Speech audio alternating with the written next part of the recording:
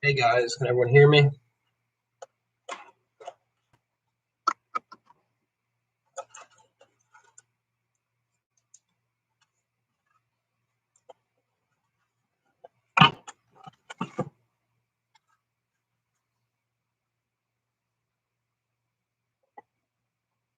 Hey, how's it going, Russell? Can everyone hear me all right?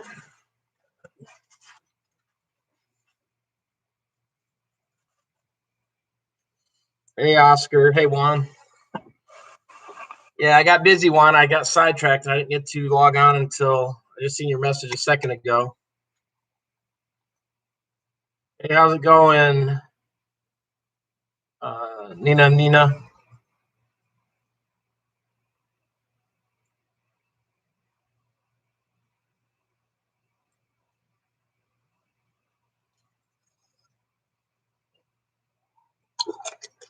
Hey, John Walker. How's everyone doing tonight?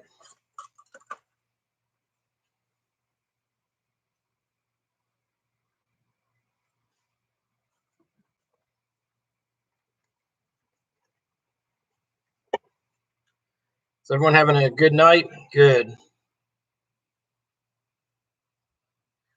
All my good shirts, Juan, are in the washer. So this is kind of one that my dog sleeps with, but it was the only one clean. So, hey, thanks, John. Glad you guys love the videos. Hey, Juan, when you do that 100 shirt race, make sure you do at least one 2X, so I'll have another shirt to wear then. Hey, Jimmy, how's it going?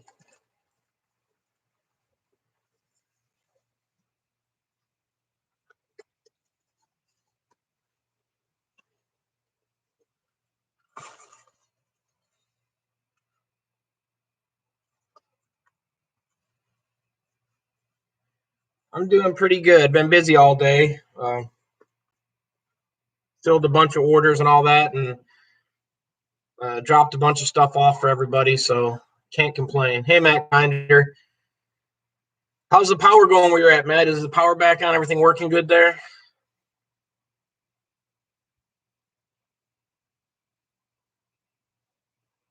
I'm not up to 3X all the way, Juan, but that 3X did fit me last time.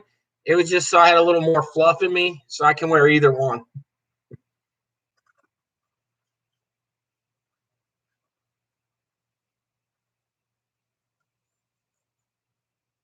Hey, Harry, how's it going?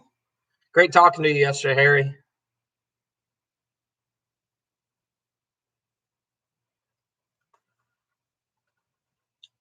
Here's something I was going to show you guys.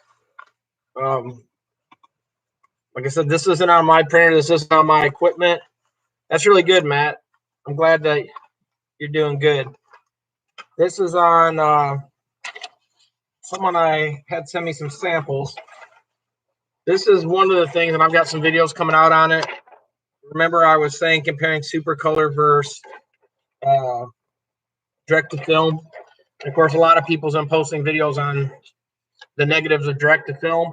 You don't have to actually even have a direct to film machine. You can just buy the transfers that are less than $5 for a 13 by 19, but you can do jumbo prints. Like I said, it's 13 by 19. You're not going to be able to get anything like that on some of these other places. And like I said, you can they'll do whatever you want on the transfers, and the color and quality is like spot on. I mean, whatever you send them, it's there. Like I said, it's kind of hard to see all the stuff, but you guys seen my artwork before that I use, and every little piece of details in these things.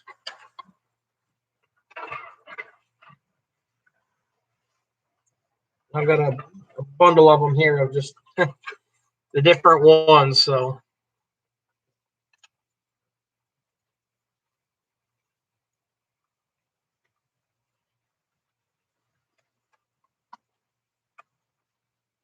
glad you got your stuff, Matt. The post office has been crazy. Post office and UPS. I had orders that were supposed to have been here Monday, and they've been sitting at FedEx and UPS and the post office, and they won't let me pick them up and they won't deliver them. They've just been sitting there waiting for me to try to find a way, or try to find a way for them to get their delivery system set up so I can actually get my stuff. So And then here's probably the best transfer you will ever see on the whole internet or anywhere. Hands down, the best one that I think anyone will ever make. No.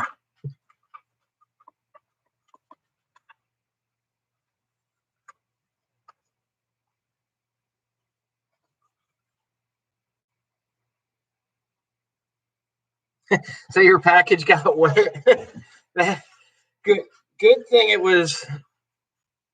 Did you get more than the tumbler? I can't remember if you got mask with it either. If it just the tumblers, well, as long as you don't need the box, you should be fine.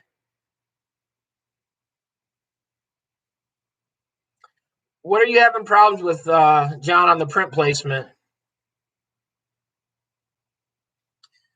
Because normally what I do, are you having problems with like, I'm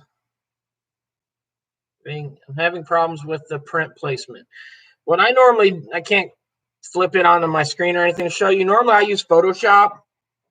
And what I do is whatever paper size I'm working in, like let's say I'm going to print it for a tumbler. So I'm going to use a standard sheet of paper. So 8.5 by 11. What I do is I open it up and start an 8.5 by 11. I either start drawing my artwork or I do like if it's someone sent me the artwork, then I place it into there. I don't actually open it and drag it over. I do a place and then I scale it to whatever size. And the print preview cannot even just put the picture on the inherent print outlook. It's supposed to have the print output like supposed to have to move around. Okay, so like in Photoshop, what it is you're having to move it in that print area, correct? What you can do is, and I can't simulate it, I'll try to make a video. Hey, Harry, sorry I forgot to email you that yesterday. The website for all the other stuff is bananasandpickles.com. Let me throw that in there.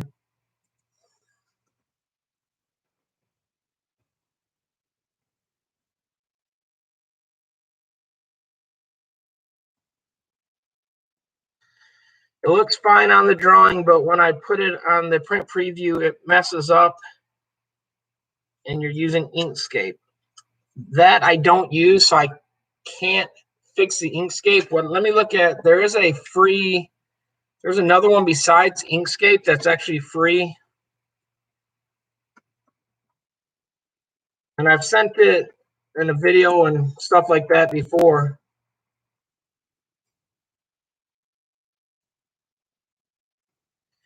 But I don't remember exactly which one it is.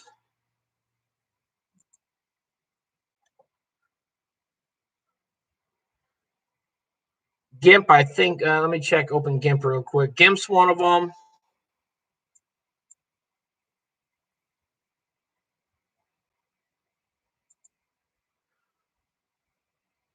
One of them also, which I don't know if it's GIMP, I just opened GIMP. But one of them is a online base only, but it works great. Let me see which, because I just actually Googled Photoshop like softwares that are free. And they gave me top 10.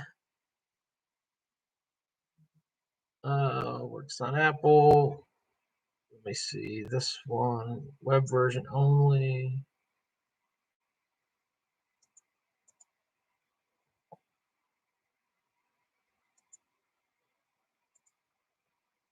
Works on Apple, web version only. I'm gonna run through and kind of open these and see what they. Oh yeah, the other one that is Photop, PHO. Takes me to the site. Let me actually drag and drop it into the thing for you.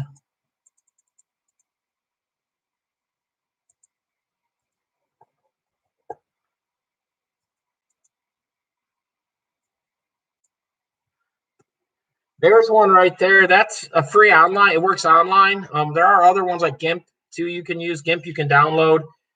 Uh,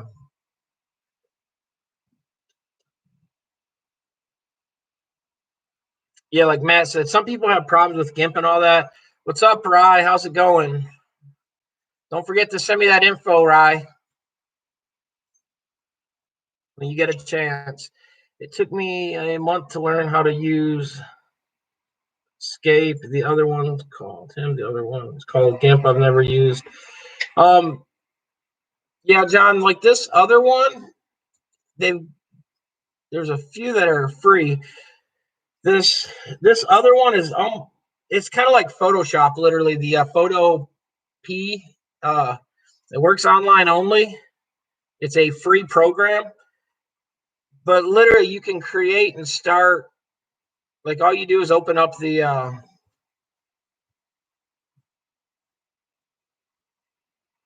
Let me go back to their website. You literally, when you open the website, it's almost like Photoshop. So you go File, New, and then you can either work in pixels, inches, millimeters, percentage. You can do a background and all that stuff, but that works actually pretty good. I've used it a while back just to mess around with it. That one I haven't had many issues, and like I said, it's free. So try that. If you have any more issues, let me know, and I'll try to help you. You've been napping all day. Yep, that sounds like Asian people. No.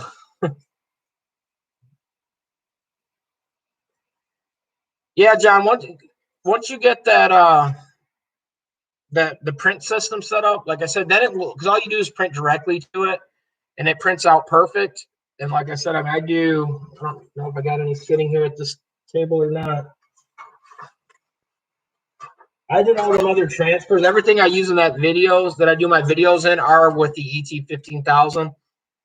I'm gonna have other printers, but uh, I just tend to use that to do all the videos, just because it's something that everyone's that does buy a printer. They're usually not going to go buy some of these big printers that I've got, so they're going to buy something smaller. So normally I try to do the stuff on stuff that people is going to have or use, and like I said, it works really good.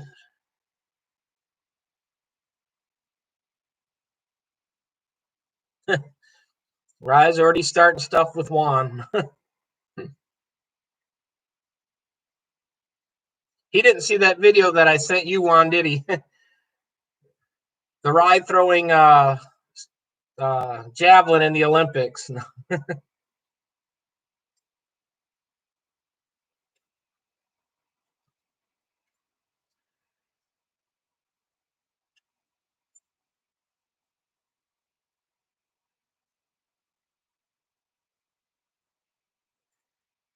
The other one too, John. Like I said, you can try that other one. Just because that one to me is GIMP work looks nice too. That other one's got a lot of the same buttons that Photoshop does, so it makes it a little bit easier as far as putting it up there and working with it.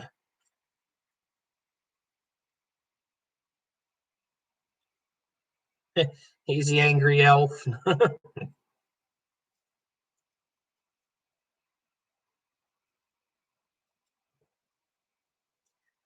The other thing, Rye, if you don't send me your artwork, then the only one you're going to get on their thing that I sent, you're just going to get the banana and pickle one. So I think you want to send your artwork instead of getting the banana and pickle to test.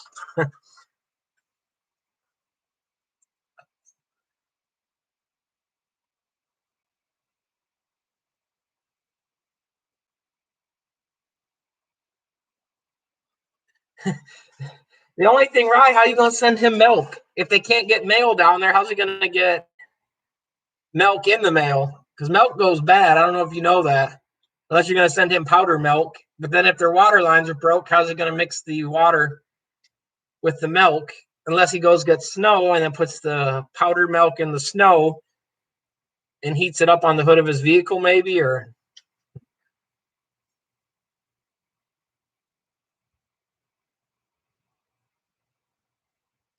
yeah, John, like that photo one, John, that photo P is pretty simple to use.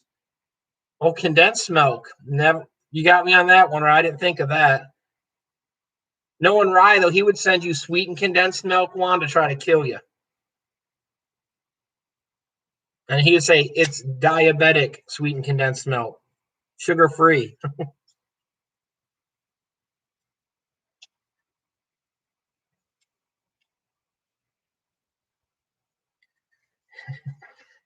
Here's one of the other prints, Juan, that this is actually life size of Rye.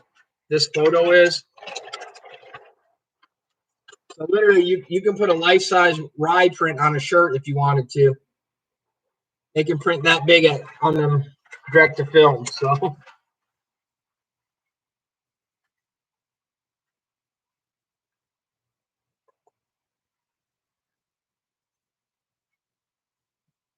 diabetic word of the day. It's actually el diabetico in Spanish, if you want to get technical. Will Photop work with vector files? Yeah, you can open a vector file in it. I don't know if it's going to let you draw in vector in there. But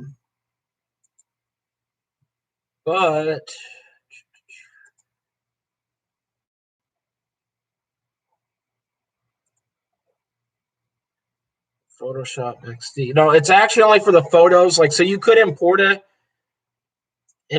but it's not going to let you actually work it like an Illustrator would.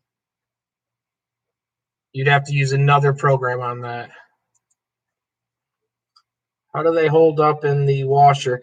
They hold up just as good, if not better, than a heat transfer. They hold up better than cut vinyl. I've washed them. I've got over 50 washes on the one shirt, and it's still holding up. And usually 50 is the magic number for total number of what people would consider the life of a shirt or a press is about 50 washes. So far it's made it to the 50 washes. I haven't had any lifts, peeling, or anything. The texture when you print something this big, it like the big thing is like, for instance, on this, you can feel the ink. Rye did a good print job. I'm not taking away from him, but even on ink, you hear and feel ink on stuff. So on this, you can rasterize them and do halftone dots, or you can leave sections out, like in the eyes here. There is, let me see if you can see it. If you've seen that eye where I'm moving my finger behind it, that has nothing behind it. There's like a few spots on this print that we didn't put stuff on it. But if you took it and rasterized it and printed it in halftone dots, then you can actually have it just like a halftone print on a shirt would be.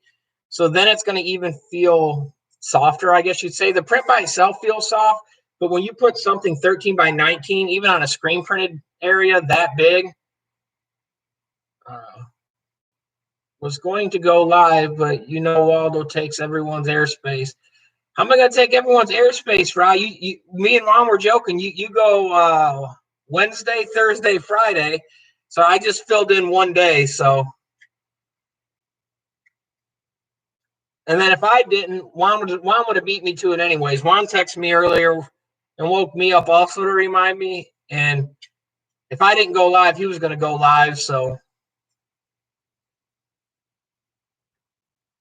you can do your DJ music in the background, Ryan. I'll hold it behind me so I can say I have my own DJ on my show. I can have Rye Beats, my own personal DJ. And then since you're so small, I can fit my DJ in my pocket, just like Rye could fit in a pocket. No? But yeah, Harry, they hold up really well. I haven't had no issues. Like I said, on a big print, it's a different feel. It's soft, so it's not like screen print. When you put that many colors on a screen print, it's gonna have you're gonna have a hand feel on it. Depending on how you did it, like some of this artwork could be done spot color, some of it could be half tones. So like if you did the green and just spot color, where it's all solid instead of half toning it, you're gonna have more of a hand feel on it than if you spot colored it or CMYK print it, depending which way you went about that. Um, but it still feels good. And like I said, the washability is good. When you press them in there, because you normally peel it and do another press right after, you can press it where you can actually see the fibers in the shirt. You can press it that well into it, so it stays and holds really well. Um, Getting ready to do some stuff for some other people, and they've got space in between it, so it will show the color of the shirt underneath it, kind of almost like a print like this, but with more color, more flash, more pizzazz. No. But on that stuff, then it will stand out a little bit better. Would be nice to have one of those ugly Apple shirts you're wearing.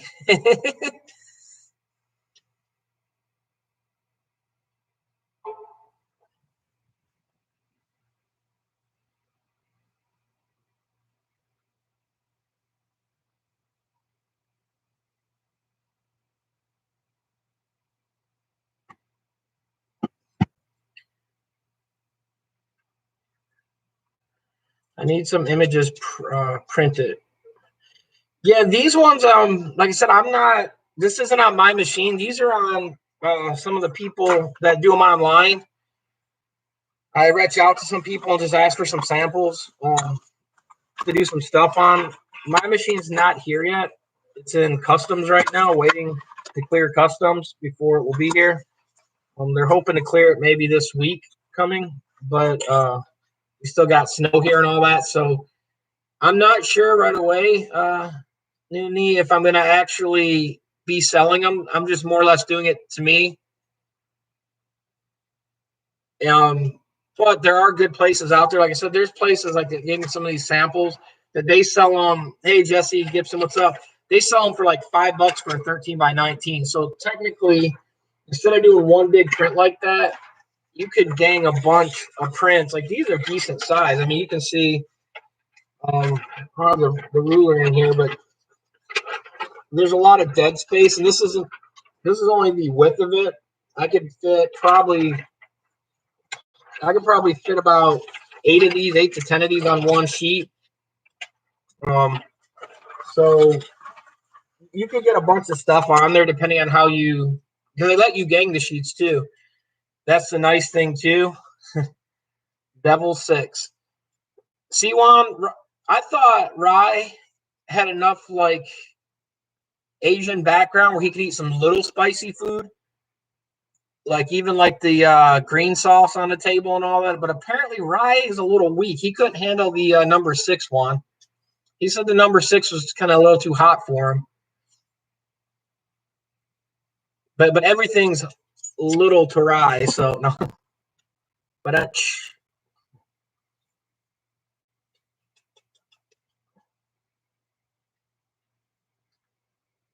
yeah, Harry. Normally, like, because on these you roll them, you can not you don't you can get away without double pressing these. I just found after you peel it, they don't lift at all. But if you double press it, you can, like I said, press it even deeper into the shirt, and it just holds better and gives it a better look. And it looks, like I said, just like screen print. The only other difference, like I said, you can print them the other way with like the laser and do the other things, but that's the only other methods that I mean, but you can still go bigger than anything else, super color and all them. So yeah, he was crying on that show pretty bad. What's up, Goon Life?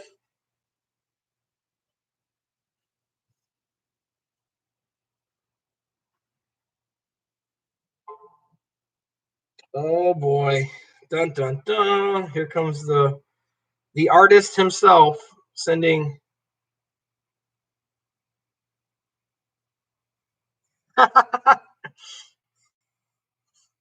He had to jump up to take that photo, guys. So that's a really good one. For once, he's in his shop. He's not on the road.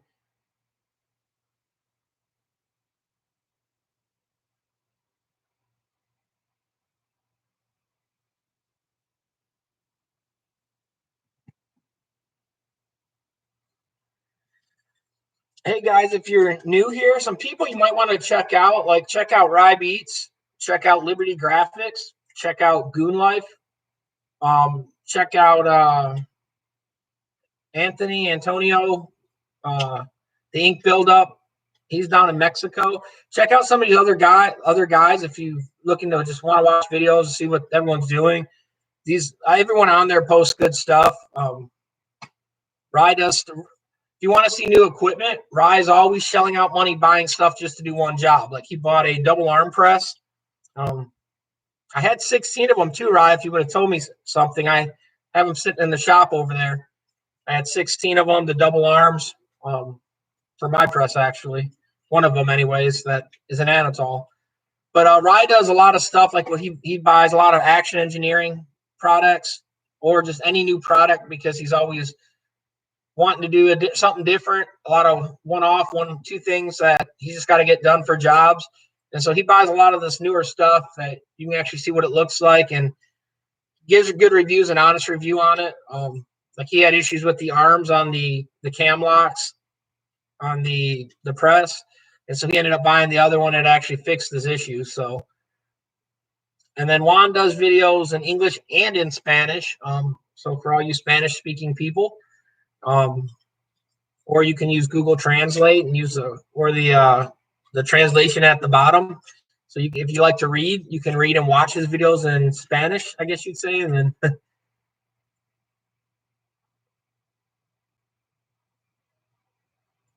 and then Goon Life, like I said, he's got a lot of equipment in his shop. He's got lasers, he's got presses. Hey Chris Gill, how's it going? Goon Life's got a lot of stuff. Just starting out, so he kind of help if everyone boost his channel.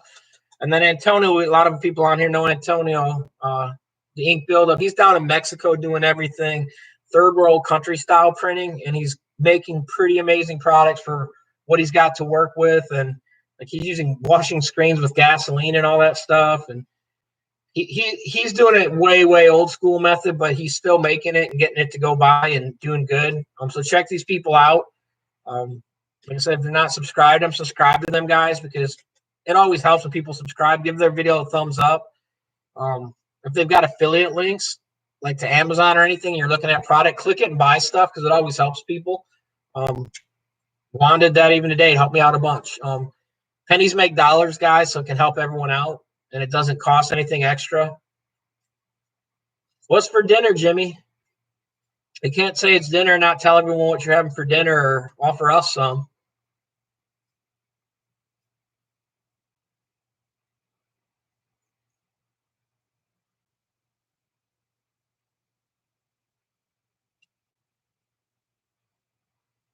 So how's it going in Texas, Chris? You holding up there? Or? Rye says, you said it. It's been really tired lately. I've been really tired lately. Yeah, Rye's been doing a lot of stuff, guys. Working on a lot of different things and pushing it through. The COVID thing, Rye, like I said, I just asked my doctor. My family is high risk, high prone. I'm kind of like you. I also got other issues. So my doctor issued me to be able to go get it. I'm kind of like you, Rye. I got it also just to be around so I can go visit my parents because without getting it, I don't want to transmit it to them because they wouldn't make it through it. They've got a weak immune system. They got a lot of complications. So I'm for it, Rye. I know some of the other people were kind of telling you don't. Like I said, I did it. The only thing I had issues with that first day, this arm later that night got sore, was a little hard to lift, but it wasn't too bad. In general, I mean, it's just the normal thing. Didn't feel weak or anything, but I did it for stuff like that. It's like I said, I agree with your thought on it, Rye. So I mean, and like I said, I'm not worried what others say or think about it. I mean, like I said, I haven't noticed any side effects or anything kind of crazy. No, just joking. But other than that, like I said, I haven't noticed anything. I'm all good. So.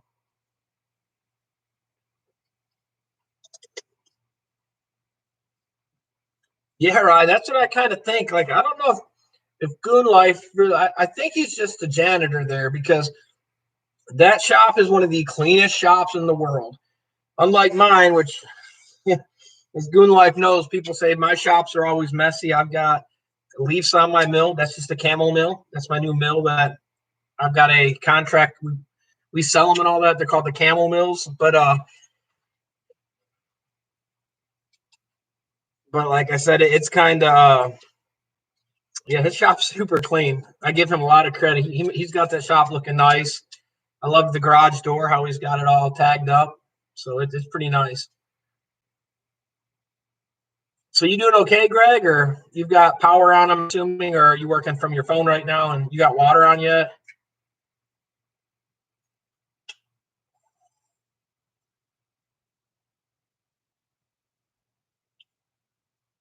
And then the other nice thing, if you want to see some learning through embroidery, you can see Rye as he goes through the steps of getting his embroidery up and running and trying to do a 3D hat instead of doing basic stuff first. But so that's another thing I like watching stuff like that, guys. We'll check him out. One of the dopest hats embroideries you'll see, guys, is this right here. If you look close, it says the name Iron Pigs. It's written in the lower part of this bacon. This is a 3D hat, but even the text, the IronPigs, Iron Pigs, the baseball team, but I got it just because of the bacon on it. I like the bacon look. So, and who doesn't like bacon? So, but if I ever embroidered, that would be what I'd love to be able to do. That kind of quality, because it's puff. It's got writing inside the bacon, and it looks good and yummy. So you can't go wrong. That's pretty good, Greg. You guys got generators running, and you're doing at least safe. Do they have an idea, Greg, when they're going to get some more power back online, and or when the power companies are going to get back on? Power was on as of yesterday. That's good, Greg, because like I said, we've gone through a few. I used to work for a company who made generators and designed it, and the crazy thing, I mean, we'd have like outages like that, and we would get an insane amount of orders and ship them things. And the thing is, you can never have enough of stuff like that. I mean, I've got 3 out in my shop just for backup in case, because I live out in the sticks, and you never know what's going to happen. Rye can do these for me once. I'm sure he can. If he wasn't so busy, I would have him do it. But I know he's so busy right now doing all the other digitizing. So but once he gets it done, I'll let him embroider some bacon hats for me. And I don't even watch that baseball team. I just like the bacon and food. And if you don't, there's something wrong. So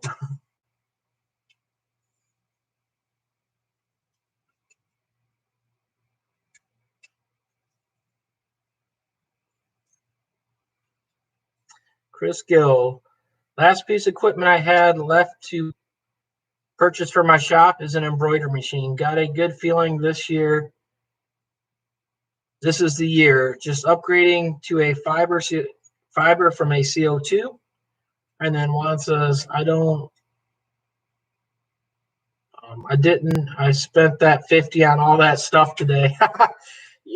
Yeah, right. Well, Juan ended up going shopping on a little shopping spree today. Juan spent a few $100s on stuff.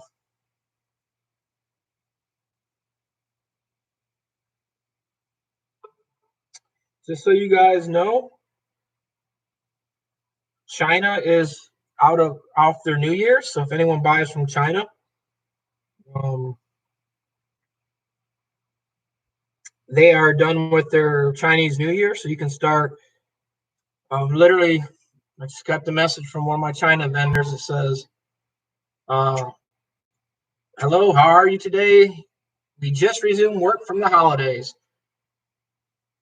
Are you ready to buy or print any stuff? We can get it done. So,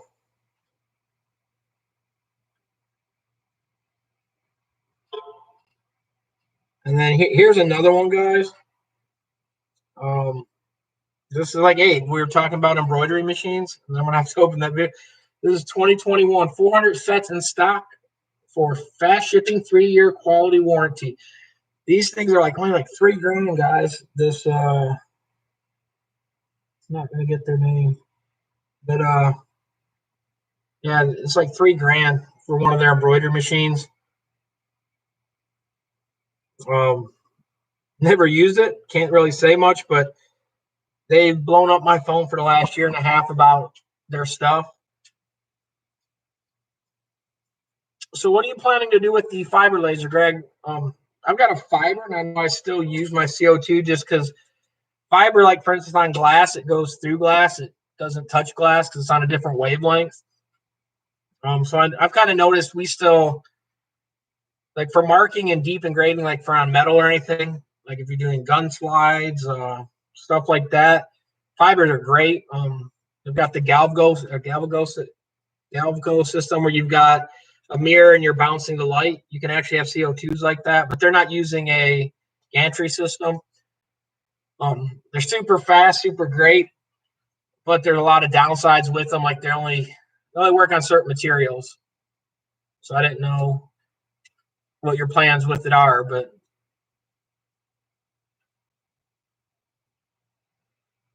becoming more self-sufficient is the plan. Yeah, that's the big thing, Greg. Like I said, I'm out here in the country, so I mean, we used to get power outages all the time.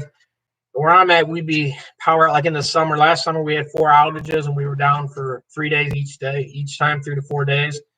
And the city really doesn't they don't really help you much on that stuff. So generators are definitely the thing, especially where I'm at in this part of Kentucky, Tennessee area. Our summers get extremely humid here, so it's miserable outside. So like you've got to have the AC running, you've got to have the fans on at least. I mean, like I don't think I could do just fans down here. Michigan, I could do a fan in the window growing up, but here you got to have AC. And then in the winter, like normally it's not too bad, but when this whole storm came through, it hit us here too. We got down as low as 3 degrees, and we got snow. And the thing here is, Michigan, they're prepared for snow. Here they got ice first, which ice is the worst, and then they got snow on top of it. And the deal with snow down here, they're not really equipped, so it made it pretty bad.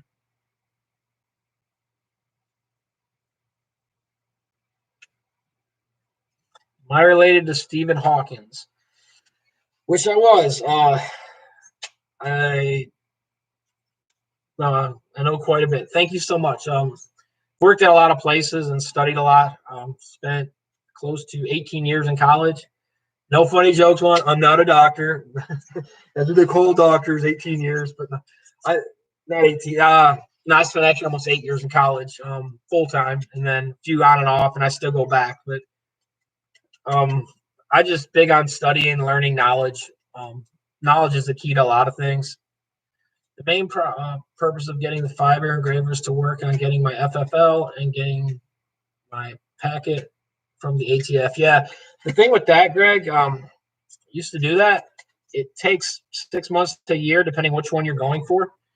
The nice thing though, once you have that, I mean, you got to go through little hoops. It's not that complicated. It just takes time. They got to do a bunch of background checks and all that. But the nice thing is, like, there's good money in doing the guns. We got Barrett down here, and we got a bunch of gun companies around here. When I worked for another machine shop, one of the programs I actually did is we did a full auto 50 cal, the double thumbs, 50 cal, not the rifle style, the ones that are mounted on like your Humvees and all that. We did a twist lock barrel system, but we made the everything for that gun. Yeah, class 7. Yeah, that's pretty good, Greg or Chris. Sorry about that, but yeah, we did a lot of that stuff. I mean, the machining on that stuff was insane. Hey, Andrea, how's it going? Your stuff, Andrea, has touched down in the States. I am still just waiting for it to get here. That shipping's been insane right now with all the snow and all that stuff. How are you doing? I didn't know how bad you guys got hit out in your area, and you're out of the dark ministries. Guys, that's another person to check out. She's got an ebook also talking about her life and her struggle she went through. It's actually a free ebook, guys. Go check it out. And she does great supplementation stuff too, guys. If you ever want to see some of the cool stuff people are doing with some of the stuff we make and sell, she's one of the main people that buys a lot of stuff. Oh boy. It's El Waldo.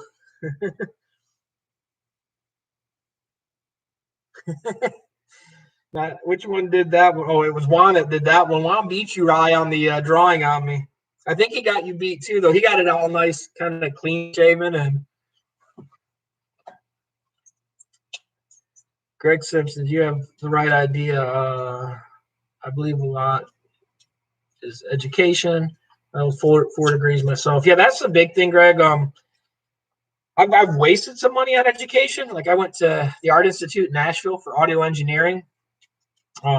Spent like $100,000 on that school, but I still learned so much. Like I didn't work in that field much. It was just it's too cutthroat. The money's not as great as people think, but it is a great knowledge to learn some of the stuff I did. I mean, like it got me to work in some of these other companies where at Heat Zenith, I did motion sensitive motion lighting for them. So that's why I know about LED lights and all that stuff. But I did the door chime. So literally like any of the doorbells you go to that is a Heat Zenith, which is at Home Depot's, Menards, all these places. They're under the Heat Zenith name and the Dutchy Swa name. If you push their sample things, I made that.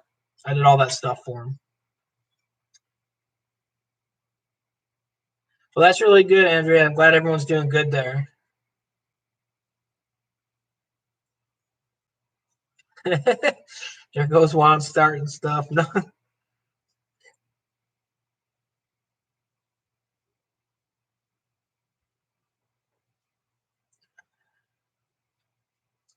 Let me take a guess, Rye, because the way Rye said it, and watch, I'm sure Goon Squad will agree. The next video that someone does with Stan is going to be Rye. He'll do the live tour with Rye since he's heading out west. So I got a feeling. I don't think he's going to knock on your door, Goon Squad. Maybe Juan's, but that's kind of close to the border for him. I don't think he's going to go there. I think he's going to go to Rise.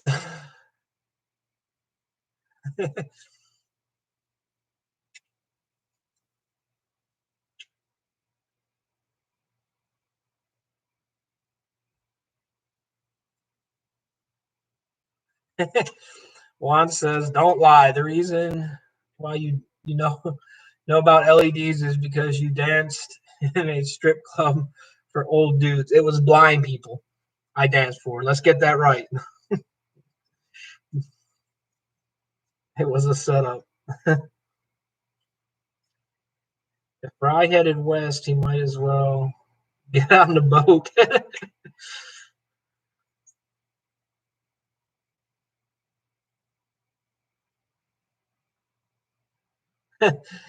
Harry says, "Let me know when it's gonna happen."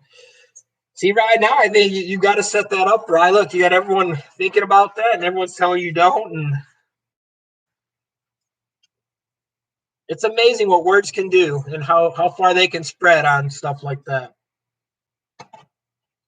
Like I said, guys, we've got more people on. Some of the other stuff, we got some videos coming out. We printed this today. Some of the other people already heard this, but here's some of the stuff you can do with direct to film. You don't have to buy a direct to film machine. You can contract people out. You can print, like get sheets for $5 or less, but you can print jumbo size prints, 13 by 19. You can't do that with stupid color. So it's something, guys, to look into. They're cheap, vivid. The colors are spot on. They're amazing. We even got our banana pickle logo we did just to throw on some stuff for fun. But yeah, guys, don't follow the hype of what some people say. Always do your research, look at it, and check. Just because some people have huge numbers of followers doesn't always mean they know what they're talking about. Yeah, I just said stupid color. That's kind of my thought on it. If you're comparing apples to apples, like kind of like where he told Goon Life, like, oh, you can save money doing this way, that way. You can save money if you want. And like Goon Squad would tell you, you can use transfers. But here's the point. If you're going to use transfers, why not use a cheaper transfer that holds up better and works better, that you can do bigger prints? So, like, why would you want to be stuck with a 11-inch wide if you want a 13-inch wide? You can gang the sheets. You can do whatever you want on these things.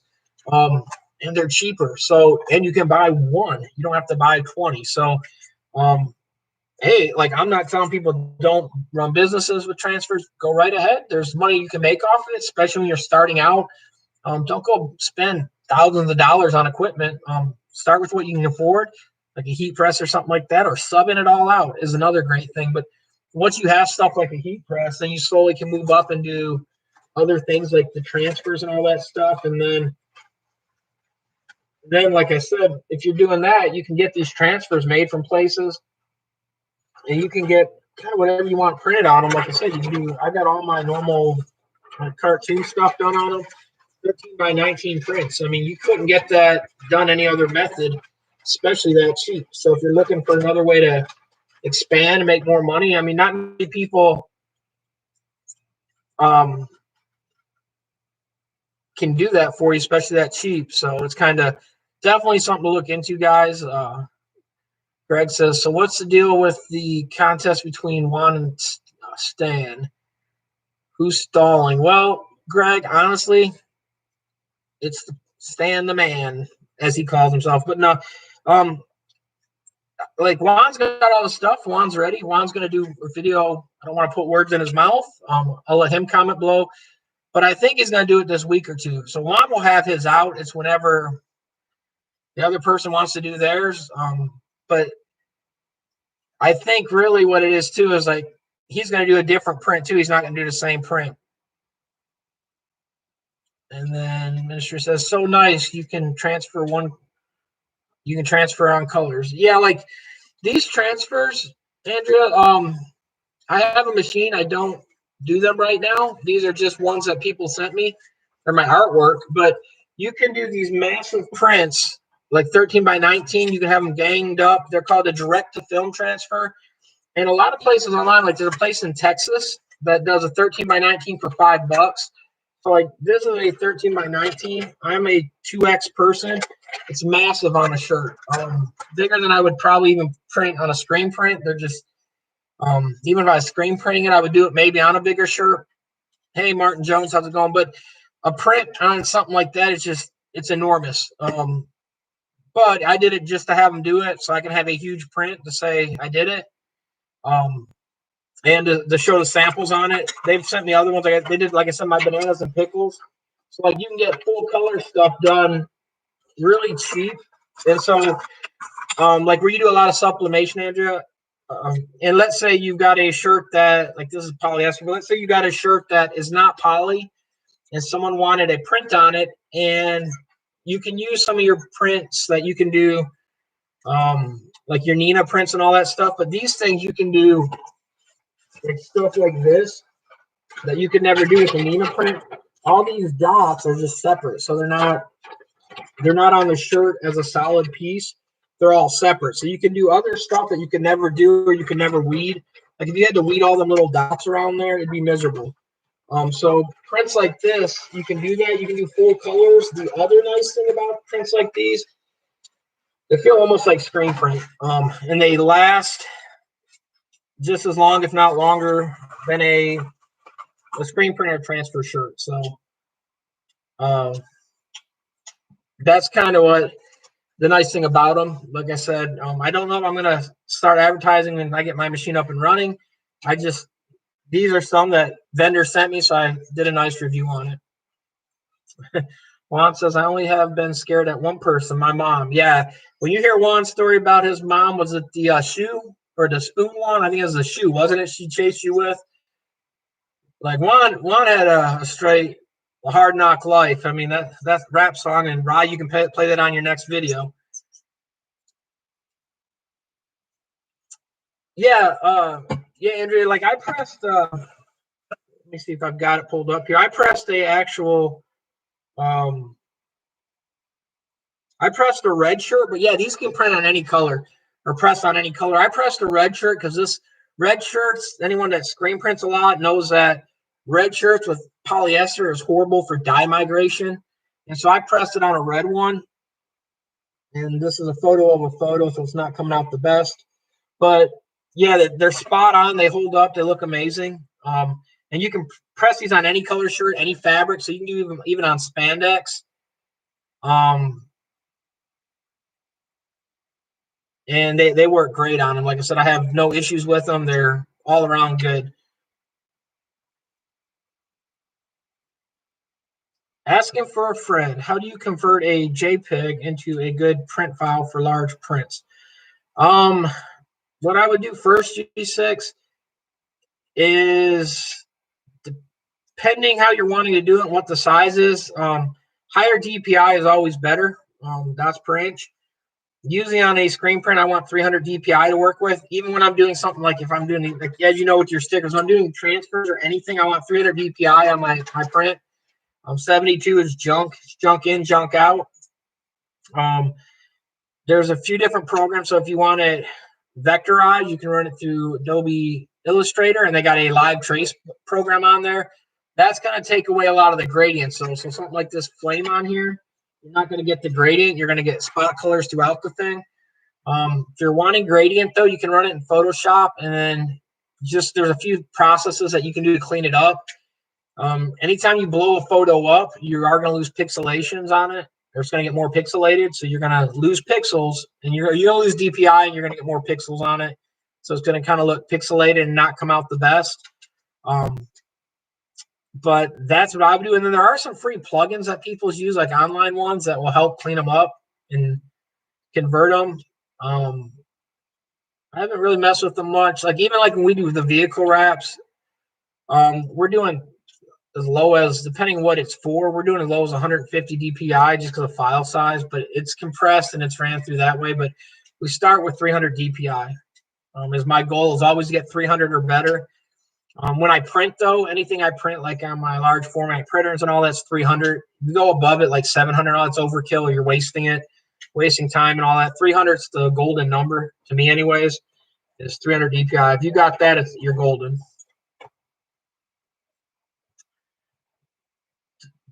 Don't he get another shop to print? Didn't he? What do you mean, Ryan? Didn't he get another shop to print? Greg has been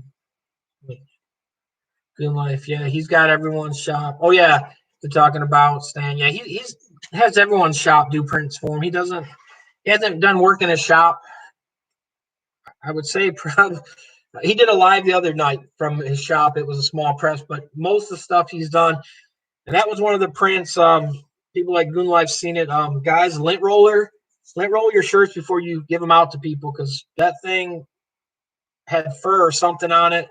Goon Life will testify to it. I'm not picking on people, but it looked bad. Lint roll your stuff. Make sure it looks nice when you send the product out to customers. You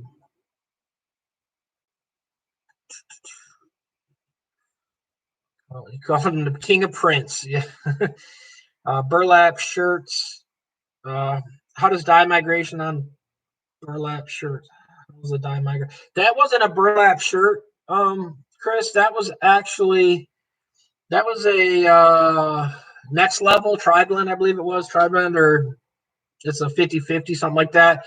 But it's got a lot of polyester in that shirt, and them shirts I've had issues with dye migration, them red ones. So unless I use like poly ink on them, I have dye migrations on them shirts. So that's why I threw that transfer on there, to see how it held up and all that stuff. But so far, so good.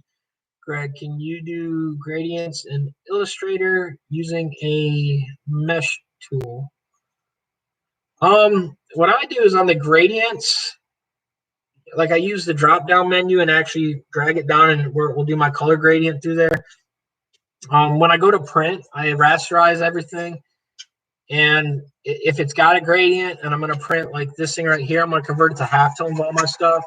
So I'm going to convert this all to halftone to do halftone colors. This, for instance, this print where you got like the orange and the red, you can do CMYK. I would probably probably wouldn't go full CMYK. The reason why, the green in the shirt, greens don't come out the best on CMYK. You're going to lose a little color there, and the browns, so the space is brown. So I'd probably use a spot color with halftones on that, and then use like a red and yellow maybe to do the flame, so I can get the colors in between there. Maybe split it that way. There's a few different ways you could do that one, though. Just depends on, you can modify them colors, but I would do some. It would be a process color on it, what I would end up doing.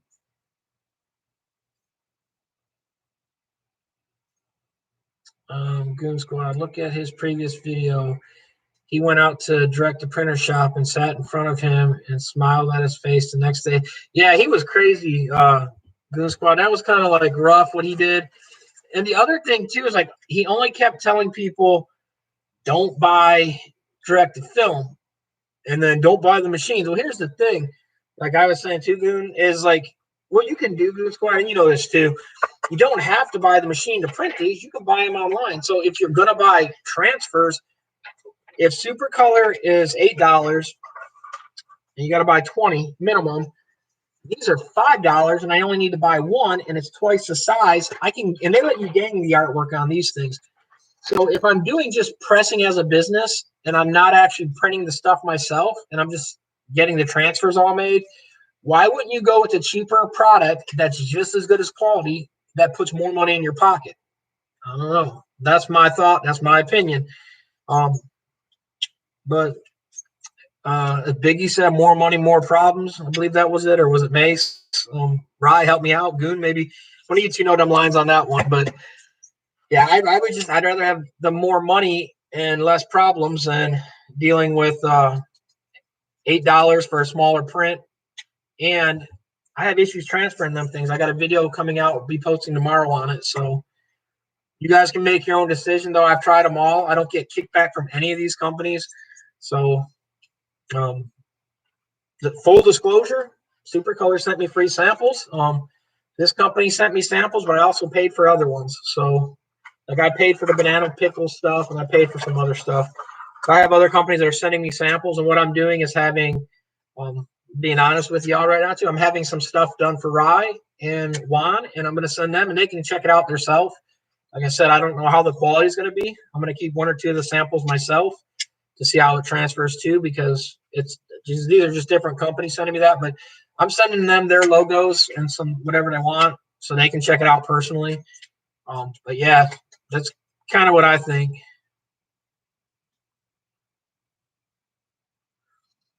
Why you keep showing us a portrait of Juan?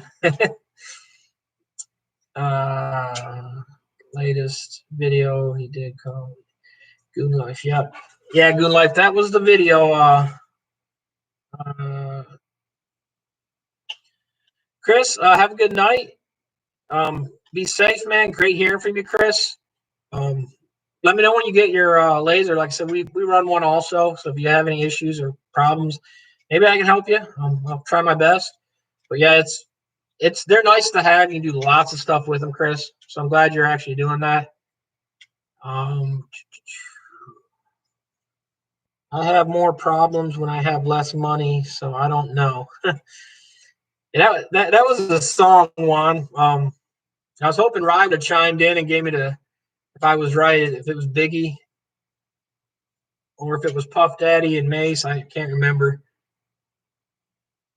Martin Jones. Oh, come on. We all know you're in bed with Super. Yeah. Super Color pays for everything I have. My Tesla I got ordered and doing videos on. Super Color paid it. No. They pay for me to do all these live videos with everyone else too. So, and on that note, 1 second.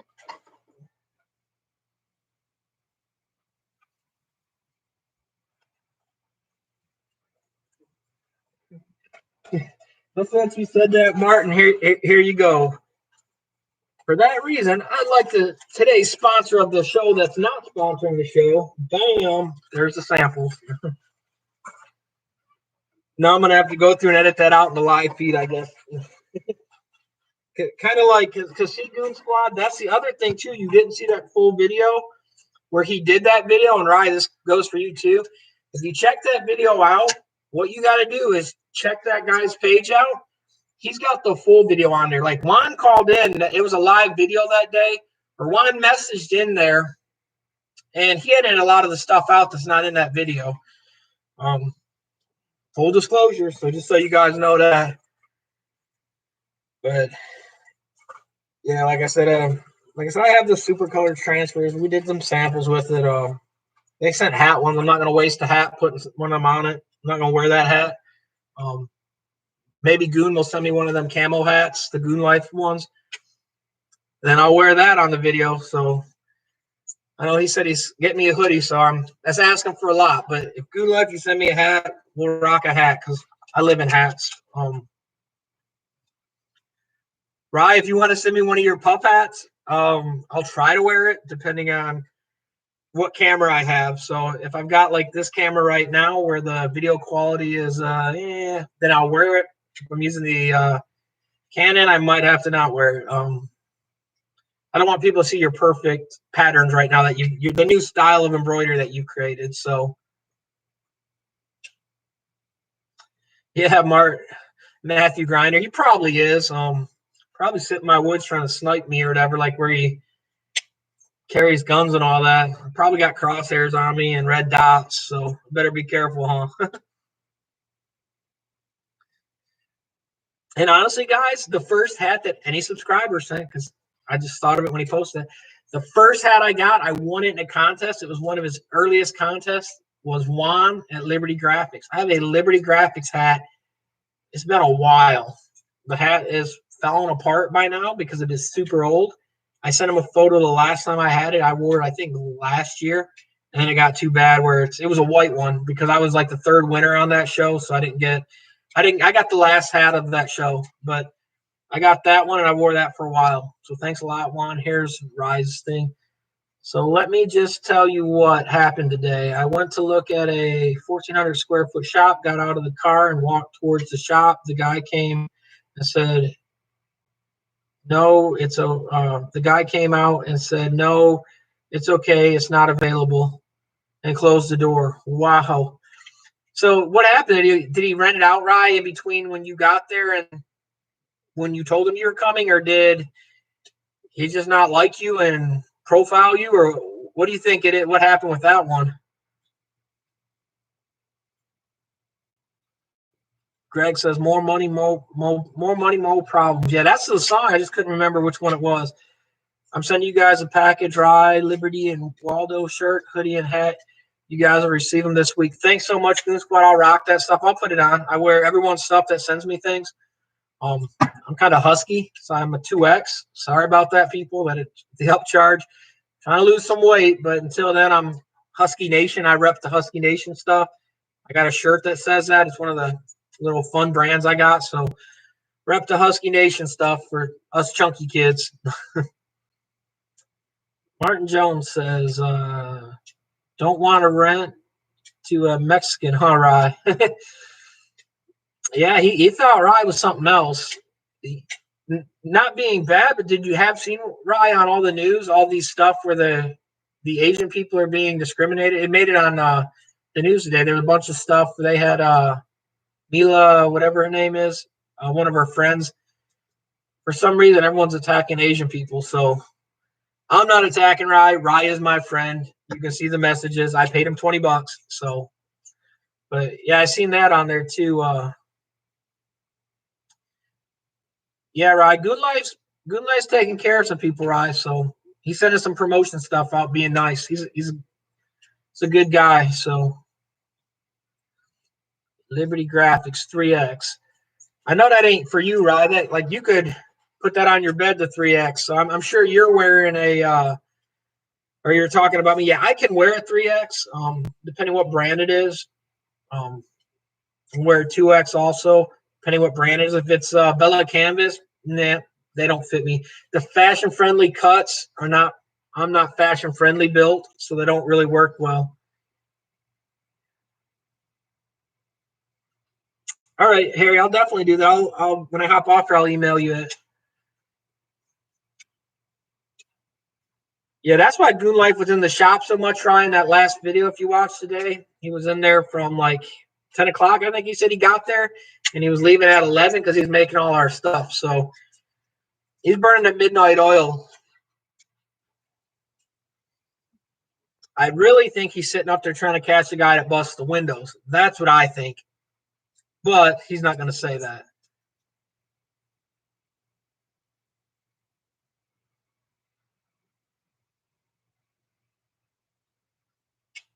Yeah, Goon Life is okay. I don't think he is, but I think he's pretty cool.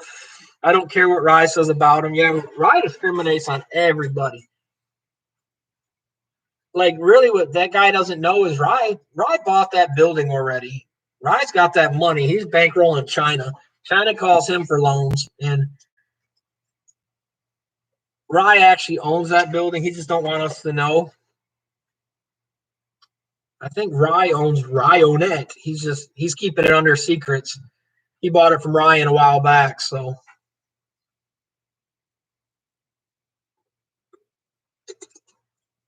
The drink of the night, though, is sponsored by Snapple again. It's the one thing I found sitting up there. So, Snapple Apple, can't go wrong with that. And if they are out there, this ain't cranberry juice, ocean spray, but I'll rock the Snapple in all my videos. Snapple, if you want to send me this stuff, I'll support it and rock it all day long.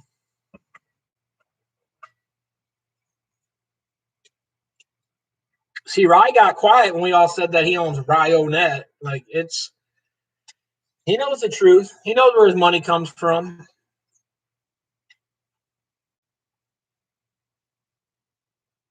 So, Rye, I got a question for you then. Is Ryonet going to start selling Anatol then? No. Why not? Top hat. George Lopez, how's it going? Hey, everyone. I'm downloading some I'm downing some horchata right now. Horchata is good.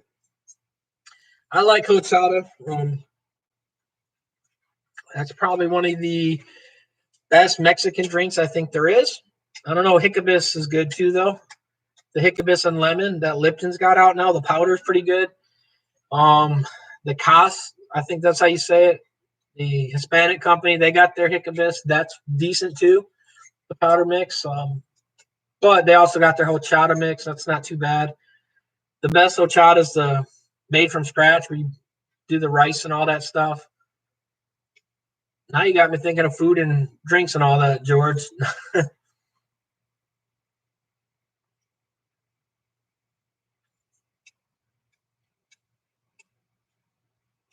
Here's another thing, guys. If you guys go subscribe to George Lopez Designs, if he gets enough subscription, guys, he'll make some more videos. Right, George? Please say yes. Don't let me down.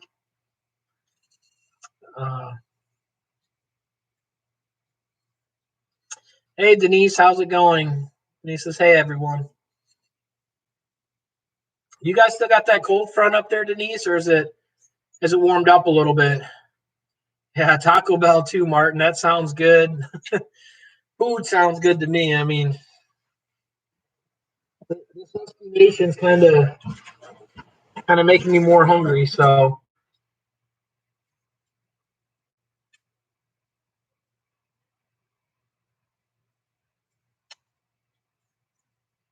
hey, G6, your stuff's been dropped off.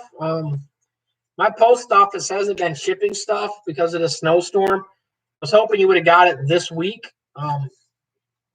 But looking at that tracking, it's still sitting in their office. So hopefully this coming week you'll get them. And you can have some awesome display shirts there. Or some curtains to block the windows, whatever works. Right, so you better watch it, Juan. He's going to send more cereal your way. Yeah, Rye didn't just send him one case. Rye sent him a case of cereal. Like, he sent him like 40 boxes of cereal. And it was cereal with sugar on top of the cereal with more sugar. And then it is sweetened condensed milk that you put on top of it too. Like he had it crazy.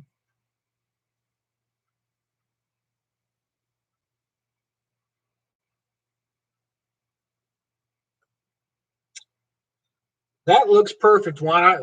Is that the way you're going to actually run them, Juan?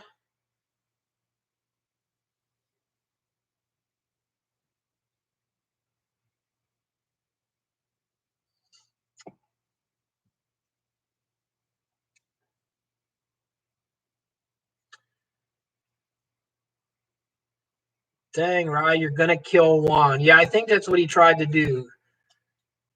Greg says, does he do comedy videos?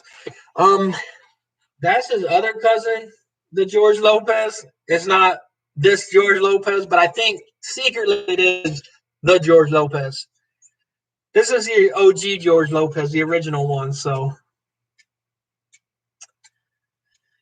what did I eat today? What did I eat? I can't remember, Greg. It was not that good apparently. I ate a chicken sandwich, and it wasn't that good. I wish I had more filling meal, but I was kind of lazy and resting today. I'm adding more stuff to them. Cool, Juan. Once you do get it, Juan, then I'll show the people because I don't want to show them and then you change the stuff too. Hey, Juan, did they up your meds? I hope not, Greg says. I don't think they did, Greg. Juan's been pretty good about watching what he's eating in the intake. What's up, C Block? It's good to hear from you. Honey, honey, honey. Yeah, well, did you see Rye's video? Rye couldn't handle the number 6. That number 6 was a little too hot for Rye. It's kind of made Rye cry. George Lopez does still watching tutorials from the YouTube channel Adobe Creative, free lessons from Adobe Illustrator. Is done live Mondays and Thursdays, finishing the how to set up Premiere right now. Awesome, George. Once again, I am George Lopez, not the so rich and famous George Lopez.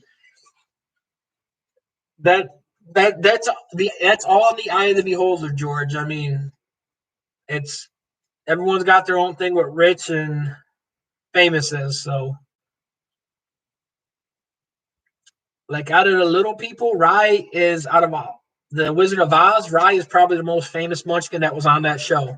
I'm pretty safe to say everyone will say that too. Rye was the one that was leading them all in. That's licking the lollipop and the Lollipop Guild kids, and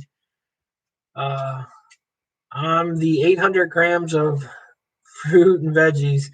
Try to look sexy, Summer. That's what my wife said, so I do. See where the thing, if like me, I look for blind chicks, and then I just tell them I'm Brad Pitt.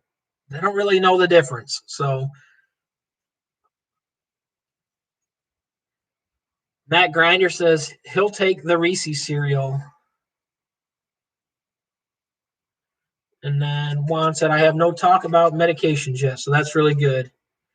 C Block says, what's up, everyone? Tumblers, tumblers, tumblers. That's really good, C Block. What are you talking about? Number 6, Greg says. Number 6 was on the which Janice was on here, and I think she still is. I don't know how to tell who's still on here. Sorry, I don't know all my stuff, but on the honey that I sent, the 6 has Trinidad scorpions. It has ghost peppers. It has the 3 hottest peppers in it. I can't think of all 3. I'm missing that last one right now. Carolina Reaper. Ding. It's got all 3. It's got all 3 of them in that hot honey, but it's not the full. Like if you ate them peppers, they would be 10 times hotter. The oils that extract into the honey, depending on how long you leave it, will add more heat. So it's got a little kick to it. Rye will tell you. Yeah, Rye says it's got devil spit in it. It's got some warmth. And like he said in his video, it's not like the first one was jalapenos number 1 or 00. It's got a light mild taste, comes in and just taps you in the face a little bit. Number 6 is like Mike Tyson. It just comes in and hits you and knocks you out. It don't play around. It's straight hot. Okay. G6 said I missed the question, so let me find it. Asking for a friend, how do you convert? Yeah, that went over the converting. How do you convert a JPEG file so that you can print it on a large scale printer? What I do is it's the DPI. I make sure it's got, because like if they set it at 72, you're never gonna get you're never gonna be able to blow it up. So you can use like edge blur and all that stuff. It depending on how big you got to make it. Some of them you can get away with it, some you can't. Like a perfect example, these prints, and I'll show you side by side comparison. This is a perfect example of it. The original file on these is like 400 when I drew them, but they were designed by 13 by 19. But the guy compressed the file, and so when he printed them, the resolution is like you can look and see. Trying to find a spot where you can see it the best.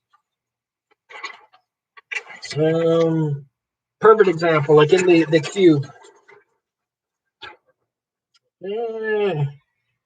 You can see the colors there. It's good enough that like for a print this would work and pass.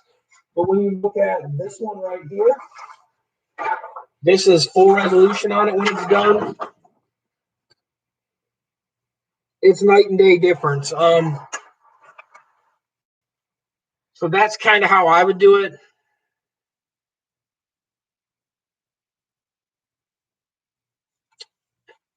That is kind of, if that helps, G6. Like I said, you can blow it up. You can do like there's a few buttons in Photoshop to enhance the image. And you can convert like a 300 DPI to a 600. It puts more pixels, but even though it puts more pixels, it's not cleaning the photo up because you can't fill something in that isn't there. But in the new Photoshop, it will help render it as a better print depending which way you go about it. So like you can do that. You can upsize it and rescale it. That's the biggest thing too. When you open a photo, open your layout and place the image. Don't just drop the image in. Like you can, but when you place it, it positions it the correct way and the size and all that instead of actually scaling it to fit the thing. And it kind of does it that way.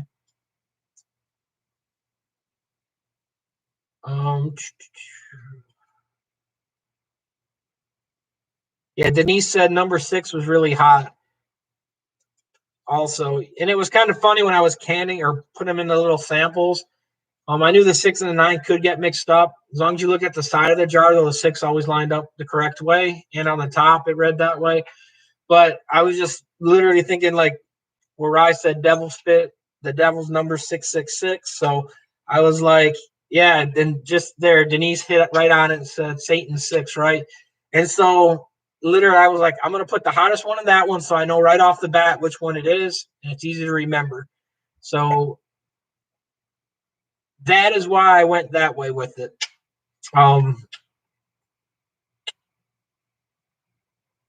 Denise said number 6 was, I'm kind of catching up on all the reading, guys. George says, I grew up on peppers, several kinds actually. Yeah, I don't eat hot stuff. Like Taco Bell mild sauce is too hot for me. So this honey, it can burn coming in and burn going out, put it that way. It's got some heat to it. I will see what I can do, Matt. A lot of my sample ones I've sent out already. I'll try to see what I can do though. Can't promise anything right now. But I'll see what I can do. C Block says, okay, thank you. Did you hear Rye? I like the fruity ones. Yeah, Rye, we figured you would. Now, the fruity ones that Rye liked, like he liked the orange. The one that had the stuff in it, it was not spit or anything like someone said, Rye. It's actually, it's coffee, like you said. You nailed it right on the thing. but it's got coffee that's infused with it, and then there's small little specks of coffee that there's no way to filter out all the way. But it's a coffee blend, honey. Some like it, some don't. The other one that you like try was like number I think 2 or 3. That was one it's a fruit flavor that most people would never get unless they grew up in the South. It's called elderberry. You can get it like right now. You get it at all the WalMarts and all that, and they tell you to take elderberry syrup for like if you're getting a cold and all that. It boosts your immune system through the roof. But they sell it in a lot of other things, but it is elderberry infused honey. Elderberry is a weird, distinct flavor that it's not like a strawberry or anything. It does got a slight bitterness to it, but with the honey, it sweetens it up, and it makes it kind of unique. So all I can say, it adds a different flavor or flair to it. But then were the 2 major ones that you like try were them flavors, the fruity ones. Like I said, you've seen the list and seen how they kind of came out. Yeah, number 7, Denise, if I'm not mistaken, was the orange. That was the other one that everyone liked. You said it tasted kind of like I think you said grape style, Denise, in the message. It's actually an orange. It's orange infused into it. So you can actually have your bees, which I don't have orange plants here or orange trees. They're not plants. So what you do is, even what they have orange, the orange blossom flower doesn't taste the same as that honey. So it's got a slight different taste. Shine, shine, shine. um, so it's got a different taste. So for me, I wanted a more fruity taste, like I would say. I wanted something that I don't know, just it gave it more of a bite. Juan said he called you elderberry. Yeah. Well, that is what it's an elderberry. My language is horrible. I'm born and raised in the States, but Juan and Rye speak better than me. My language, the words, I say milk instead of milk. There's a lot of words that do not come out correct of my mouth. Sublimation instead of sub. Um,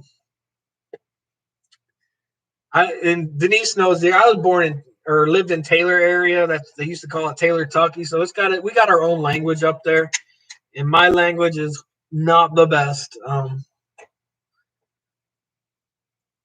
then Denise said, "Yeah, it'd be good, sweet and sour chicken." Yeah, like you can use it on that. The reason even I got into flavoring more of the honeys is for a few things like for coffees and all that. Um, People want flavored coffee. The hot stuff though, which one of them samples were Mike's Hot Honey. It's another competitor that makes it, and they sell it at pizzerias or have it on their tables in like New York and other places. But what it is you don't like you just drizzle a little on top, and then it's got a little warmth to it, but it doesn't taste as bad when the pizza's hot. But you've got the pepperonis, that like savory sweet pepperoni taste, and then you got the honey, so it adds a little bit more flavor to it, and that heat just makes it a little bit better. Um, but yeah, it's a that's what we originally started doing the hot stuff for, because and then like what I do too is like when I do barbecue and all that or pork. I'll have my barbecue sauce on it, and I'll sprinkle a little on top of the barbecue, and it just adds that little oomph to it. Honey and pizza is crazy. It's only on top, right? It's just a little glazing. I didn't invent doing that. Crazy thing that I've done, and I ever since I was little, I would put peanut butter on my pizza, but like I don't eat it all the time that way. But I still, even till today, I still eat it that way sometimes. But I'm weird and unique, as you know. C Block says strawberry shine, Waldo, from your neighbor. Yeah, there's that also. Raya's seen the videos of some of the other ones I picked up the other day. But yeah, it's really big, Rye, in like New York and all that. Like, and you can put it on other stuff too. Like we've got Nashville hot chicken, and there's honey on the table. So when you add that, like if you're eating hot chicken, you don't need hot honey. But if you're eating like a milder one, it adds that little extra oomph to it. What was number 8? Denise says. 1 second, Denise. So that's the other little thing about it, right? It's just something different. It's really hard for me to say why. Like I said, I've had bees forever. Put honey in my oatmeal. I put honey in my tea just as a sweetener, and if I got a cold. The number one remedy, like I grew up with when I was little, my dad would Jack and Coke if you had or not Coke, but Dad did not give me that. It was Jack and honey and heat it up on the stove, and that was our cough medicine when we were little. And you down that, you sweat out the fever, and you're good to go. Denise says, what was number 8? She liked that one also. That is at Mike's Hot Honey, Denise. That's one of the ones that we compete against. Number 8 was Mike's Hot Honey. And like I said, they use a different pepper. They've got a pepper that I can't find here in the States. So I do some of my other ones. Like I said, like the Valentino. The other one that you liked, Denise, was that habanero one, number 10. And that is it's a company's hot sauce that we blend in with it. So it gives me and some of that weird twang that some people like, where Rye ate some of the other ones, they said they were more fruity taste. It's got a vinegar in there, so when the vinegar base mixed with the honey, it just blends it differently, and it adds a little flavor and flair to it. Like C Block said, he said, I love my tea. And that's the thing with the flavored honey. It's like the other ones, like the other one that Rye liked was one of the vanilla and cinnamon ones. And so what happens, like you can put like the vanilla and cinnamon, and there's not super strong. It's just hints and essence of it, but it gives it another taste. So instead of having that like honey, depending what time of the year you get it, like where some of them look darker than the others, it was all used in the same batch. So I didn't mix the batch from different batches I have of honey, but honey changes throughout the year depending on what they're getting the pollen from and all that stuff and what they're eating. So it can vary throughout the year. Like for instance, in the spring, we've got apple trees and fruit trees, peach trees and all that. It's going to have like the apple blossoms and all that in there. Later on in the year, it's going to have something different. So it's going to change that. Denise says, I agree with Rye. Don't sound good. All that. Sorry, this is where my dyslexic does not benefit me. I agree, Rye. Don't sound good at all. Like pineapples. I am sure Rye eats pineapple. Oh, yep, there he goes. I'm allergic to it. I would figure he would say that. Wow, Denise said I'm allergic. I think this is the allergic channel. Everyone's allergic to something. Matt Grinder says, what, peanut butter on pizza? Never in my life. The best peanut butter you got to do that with, Matt, though, is Peter Pan, the honey roasted. It's the yellow one, not the red one. And I kind of like the nuts in there, so it adds a little crunch. But if you don't want the crunch, you can go with the other one. It's a smooth, mellow flavoring to it. But like you guys are dogging the pineapple, where pineapple adds that little flair. The honey does the same thing. Like I said, I've never tried the honey until someone actually brought some to me and asked if we could produce stuff like that. But until then, I was like, it's nasty to put honey on pizza. But as long as you just put like a drizzling, like a light sprinkling on the top, it adds a lot of flair to it and kind of interesting flavors. Don't knock it till you try it on the honey. And then the peanut butter. And I agree with that. I don't think anyone on here is going to be like, oh, the peanut butter sounds good and is good. I'm the only one. I'm a little special, Juan says, so. Not a peanut butter person at all. Oh my nasty. Yeah, it's different. I don't know. It's just weird when I started it in like second or third grade doing it, and hate it ever since. But I don't like at school. I never took peanut butter to school when we had pizza day or anything. It's just periodically I get the craving for it still. So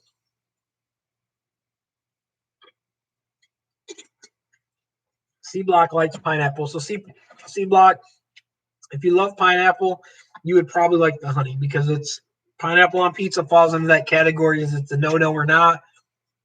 The Hawaiian pizza, so pineapple and all that. Yeah, mangoes, no. Mangoes do not belong on pizzas. Juan says Hawaiian pizza all the way.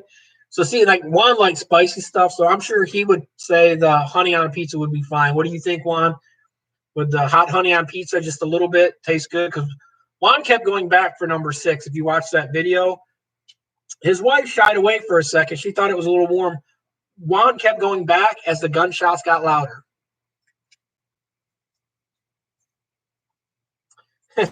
Denise says she likes them too, but they don't like her. Yeah, I like mangoes by themselves, and I like freeze dried mangoes. But I don't know about mangoes on pizza.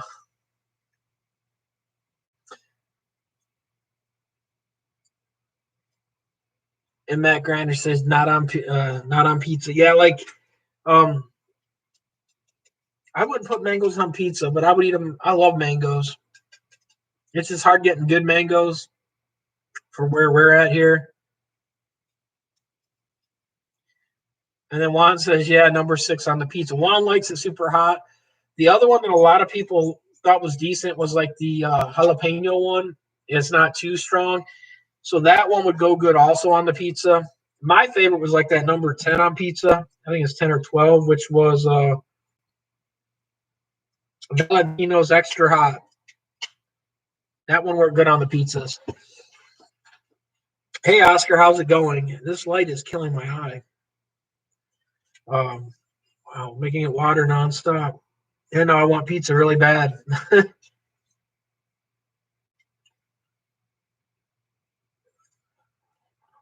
I would not know, Greg. I don't know what kind of pizza that is. The only pizzas I literally live by is pepperoni pizza. I'll eat cheese pizza. Oh, my eye is killing me. I'm blinding. Yeah, 12 was really good, like Denise said. That it's another hot sauce, but it's got a weird mellow taste to it. Wonder how it would taste. Like I said, I don't know Felco's pizza. I don't know what Felco's pizza is. One of the best pizzas. Denise can testify on this, and I think we would take if we did a poll right now, Buddy's Pizza. I'm sure she'll validate that, hands down. Detroit style pizza, you can't go wrong with it. The originators of it. But yeah, like it goes good, and then like even on a more modern pizza, like I said, I still go cheese and pepperoni. If you guys are ever in Michigan, go try Buddy's Pizza. I'm not sponsored. I wish they would hook me up. They don't, and so, but if you stop by there, Denise, tell them my YouTube channel. Tell them I would love some pizzas and all that, and I would promote them. I will take pretty much any sponsor right now. Matt Grinder said, just like a pregnant woman eating pickles and peanut butter. No, the best thing, Matt, is bananas and pickles. That's the best thing. Thank you so much, Denise. Greg said, I've eaten bananas and pickles. Have you ever eaten bananas and pickles? No, I haven't. I don't think I could eat them. They don't sound like they go together. They look good together in the drawings, but they don't sound edible together. Even on like if you did a relish, like a sweet relish, I don't think that would go with bananas. But you can put peanut butter with banana. That's good. Peanut butter and banana sandwiches. But yeah, I don't know about bananas and pickles as a edible product. It could be the next big fad though, but I don't think I'm going to be the one to try it to set it movement or set it in move going.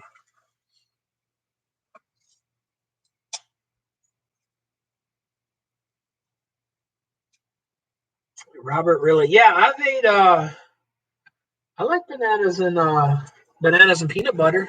That's really good, but not. But I don't know about bananas and pickles. If Falco's might be good, Greg, but they ain't got a. They can't rewind. They can't shake a stick at Buddy's Pizza. We're the originators. Like Chicago tries to do Detroit style now.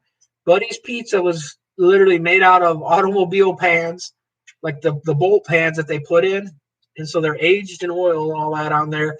And every piece has got a crust edge to it. And then what they do, your pizza, the true traditional way, which now when you go there, they put the pepperonis on top, but the true traditional way is the pepperonis on the bottom. They stopped doing it because people said they didn't see their pepperonis on there. But the real traditional way is pepperonis, cheese, you bake it, and then the sauce is poured on after 2 race strips right down the middle. And it's the best way. And they cut it and slice it. Nowadays they put the pepperonis on top, but it's still hands down way to go. I like pickles and barbecue chips. I haven't tried them. I'm too scared to try them. And then there's that other they got that other pickle chip up in Canada up there that a lot of my Michigan friends bring back all the time. There's that other one too, but I haven't tried it. I don't know about it. Pickles with grilled cheese. That doesn't sound good to me either. A lot of that stuff doesn't sound good.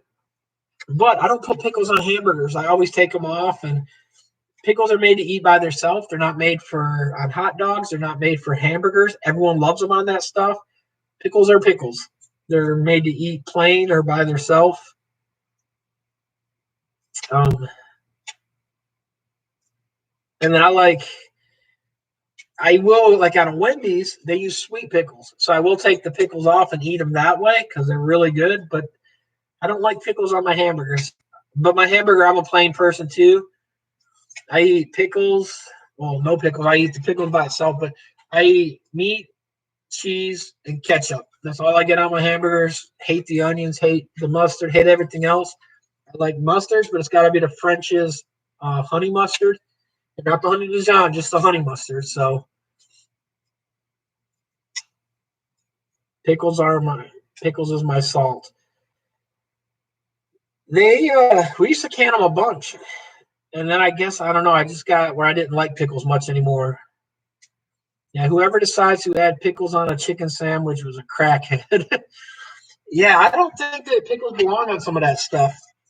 That's just me, but they belong on the side. They're like that garnish, that green stuff that you get on the plates that apparently you're supposed to eat it after to help your breath that no one does. Like they belong on the side. You can eat them though, but they don't belong on the meal.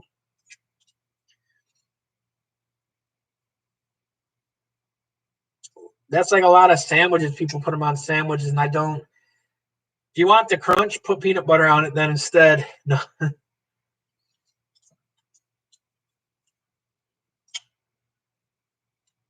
Now I will say this: fried pickles are good. I like some fried pickles. And then that's one of the big debates. Is it better as the round pieces sliced or the cubed quartered? And that's a hard choice because the sliced ones, depending where you get them, they have a better, like Toots, top place to get them. They're sliced that way. Other place does the long quartered ones, not as good. See, I don't like fried green tomatoes either. All right, Rye. Talk to you later. Good talking to you, Rye. And don't forget to send that stuff, Rye. Because if you don't, you're going to get a bunch of Juan stuff instead of Rye stuff. Yeah, I don't like okra either, Denise. My dad, when I grew up, he would always grow the okra and all that stuff and do fried okra and all that stuff and then even can it. I don't like vegetables in general. Grew up farming and all that stuff, but I hate vegetables. I like tomatoes, but tomatoes aren't really a vegetable, they're a fruit. So I don't really eat many vegetables per se. I missed all that you can eat pizza lunch meal. Nobody has that anymore around here. Damn you, COVID. Yeah, Greg, that's the worst thing. I miss where I eat out almost every day for lunch, and like usually once a week I would go to the Pizza Hut buffet because I take an hour plus lunch a lot of times. So that was the place to go because literally they got the good pizzas. We have the other pizza places, but the Pizza Hut lunch one, and then like literally you just tell them what kind you wanted. If it wasn't out, then they'd bring you the whole pizza. So you could sit there and eat all you wanted and go get their amazing breadsticks with the sauce, the nice warm sauce, and eat it all day. And now it's all shut down with that. So I got to buy a whole pizza and take it home and eat it instead of eating more than I want there. So I agree 100%, Greg. Agreed, tomatoes are a fruit. Take care, Greg. I just started eating fried okra now, and I can not fry that stuff. Yeah, I don't I don't like that stuff. I don't know. Like I said, my dad grew up eating all that stuff. I don't eat none of that stuff. Um, all my sisters and all that ate all that stuff. I hate onions with the passion. I don't care. Onion rings, blooming onions, it's all blooming nasty. I hate onions in general. I can taste one onion chip on my hamburger if they like McDonald's put it on there by accident and it ruins the whole hamburger. I hate onions more than anything. Juan, but baked foods are better for you until you get healthy again. Yeah, another thing that he could do, Denise, is the air fryers that everyone uses. They say you can air fry a lot of that stuff to taste like it's fried and it's just done with the air. I don't know because I'm not eating that way, as you can tell. So, but they do say you can do the air fryer method too. Um, but I wouldn't know. Healthy to me, look, I'm eating apple stuff today, guys. So, like, that's healthy. It's the third ingredients on here, and then the fourth is pears. Processed tomatoes or ketchup. Yeah, I love ketchup too, though. But I'll even like barbecue on my fries instead of ketchup.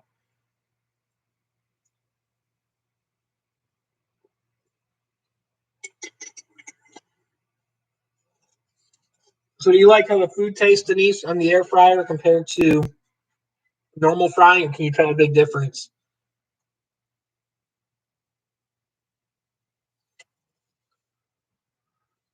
I've been eating vegetables and fruit for 19 days now. It sucks. see, see, Juan, some people would say they love that. My question was, Denise, can you tell the difference between the air fried food and the fried food? And how do you think it tastes compared? Like, does chicken taste just as good in the air fryer compared to deep frying it? Or is there like a major, can you taste the difference between which one's fried? And do you have a preference? Would you rather have the air fried food?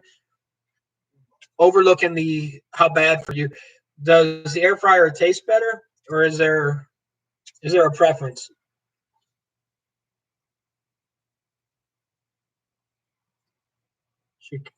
Chicago gives you mild sauce with everything. Yeah, see, that's the other thing too. I hate salsa. I don't really eat salsa at restaurants. I don't because I don't like peppers in general, so I don't like the chunks of peppers. I like the flavoring of salsa, but not the hot salsa.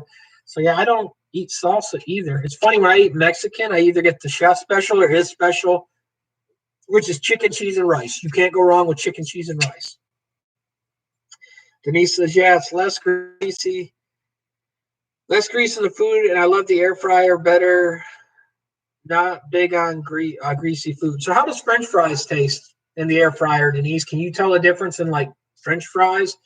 Do they have that nice golden taste, like where the grease kind of soaked in, but it's not saturated, so it's still just that yummy, yummy taste? Or is there a big difference? Nova Works is here. Uh, G6, if you're still on here, I'll shoot that question to Nova Works. Nova Works. G6 had a question on what do you do for printing large formats when a customer sends you a JPEG? What's your process on taking it to the print? What steps do you do to make sure that it's not like, I know you want to start with like, try to start with a 300 DPI JPEG or higher. What do you do though when a customer sends you that and you're trying to take it to a large format print? If you can help out on this one, Nova Works.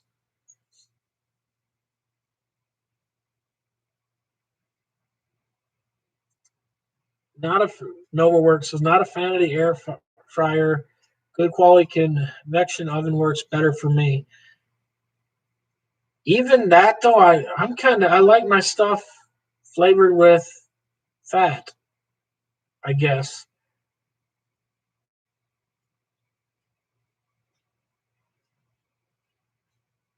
Denise says it's actual crispy, so that's really good, Denise. Hey man, good to have you on here. Mikey Designs and Screen Printing. How you guys doing there? Are you guys doing okay? Are you got the power back on? Or are you guys still out of power and water and all that? I know you guys got hit pretty bad over there.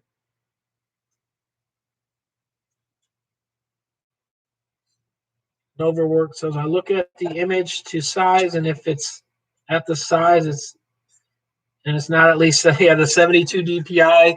I tell them I need a bigger image. Yeah, the 72 is the thing that kills everything. I have customers that will send you a left chest size, a little 3-inch, and then it's already 72 and they want it blown up. And 72 kills everything.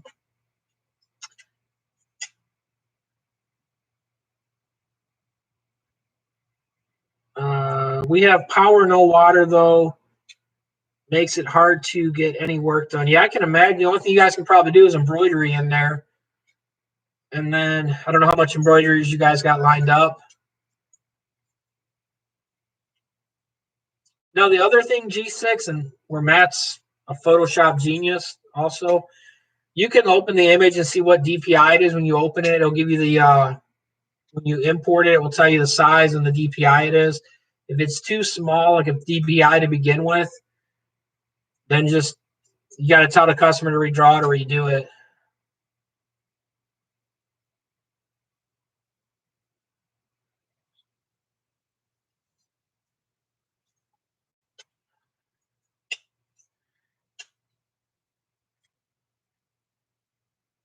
So is the city, Matt, are they giving you guys, because I know I've seen like the news and here and then what happens there is two different things.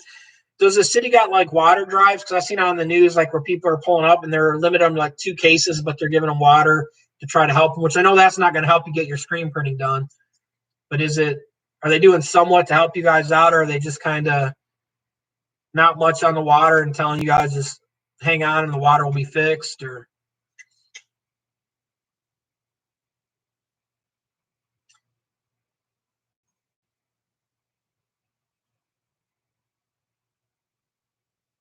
and Matt says, yeah, we have the embroidery lined up, but can only get so much done with the single head. Yeah, that's my thing, Matt. Why I hated embroidery, because I never went with more than a single head. I hated embroidery in general, but like the single head killed me because the small orders worked fine, but it seemed like we'd get an order for 100 hats or something like that, and you're there all day doing the hats, and it just the call. Like, I mean, if you had a multiple head, or at least that was my thought, if I had a multiple head, I could set it up and walk away and get other work done. But for the time that I could get done with the single head, it just took up so much time, and the profits, I never liked the profits that I was getting off of that compared to what I could do other things with my time for. And then I hated the digitizing and all that stuff. I had issues with the machine, and I maybe if I had a multiple head, it would have been different too.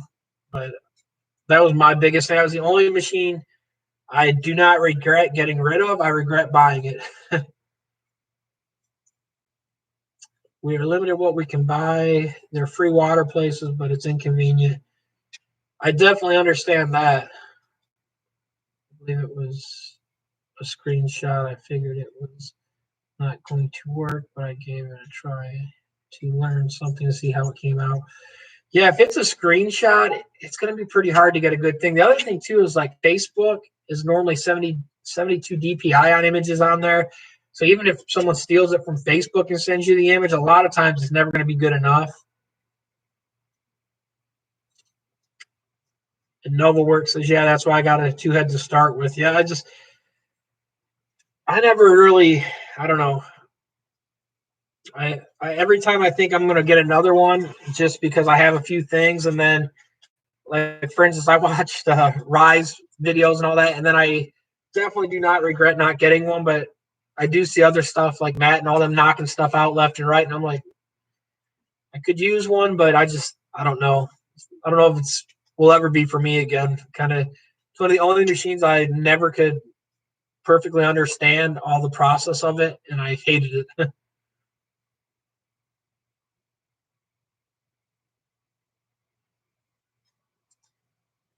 Yeah, Novaworks. Did they get that underneath your house fixed yet, or is it still opened up? And how is that going for you too, Novaworks? I know you backhoed and had it trenched out underneath your house. Embroideries where we're getting outsourced was taking 2 months to outsource. That's crazy. Gotta start somewhere. Yeah, like if my outsourcing was that long, I would definitely do that too. That is crazy. 2 months to get, because some customers aren't going to wait 2 months for stuff like that, or especially like a left chest thing. So I think you guys did a good thing.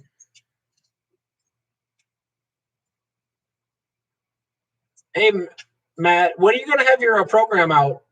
Your Photoshop stuff? I know I've asked all the time, and I hate hounding you on. I seen it was getting closer when you did that other shirt video the other day, where it was night and day difference with using your process compared to someone else's process. No words. I hear the girls around here. I need 500 gallons to keep up with the potty use. That I definitely agree with Matt there. The house is fixed, but the weather was so bad before they could backfill it. The 24-inch tunnel went down tonight after the water. So there's no leaks. I love doing embroidering, Matt says, even on a single head, somewhat therapeutic. We'll get there and grow on the in-house embroidery. That's really good. I'm glad to see someone doing really good with it and excelling. Like Juan loves it too. The stuff that gets done with it. I'm in the rye form with it. I never it's never had good luck. I mean, I guess I'll say this: it's better than waiting for the outsource. Like I always had good luck with outsourcing, but I always did like when I had local outsourcers, like local people here. I would almost say they would sabotage you.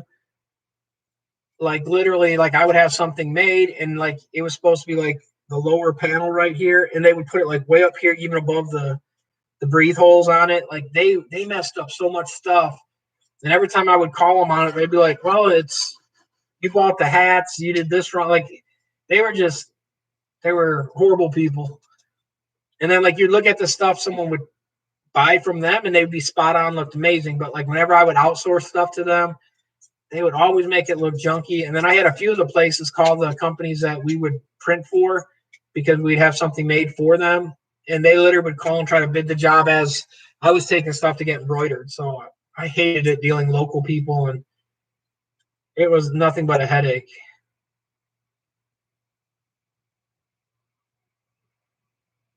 April 5th. Good. I'll be looking forward to it. Now, I got another question on that. Will yours work with C6 or is it only for CS? When burning an image on a screen, I have been placing the image 5 inches down from the outside of the frame. Should I actually put the image 5 inches down from the inside part of the frame? Depending on how big the image is, because you want to be able to pull your squeegee to the edge of you don't want the squeegee to come to the edge of the screen. You want to make sure, because the tension is going to change if you're right here on the screen compared to the more in the middle. But 5 inches down from the top, depending on how big it is, if it's going to set up and not affect the bottom, you could go from the inside. I've ran some kind of ones that shouldn't be ran that close. We're running a smaller screen and fill some of them up. So on that, Greg, I think 5 should be fine. I don't have Juan's template jig here anymore. Juan's got it set, I think, close to that.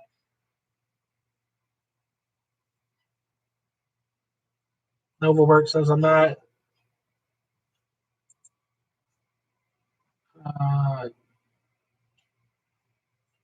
Lost it.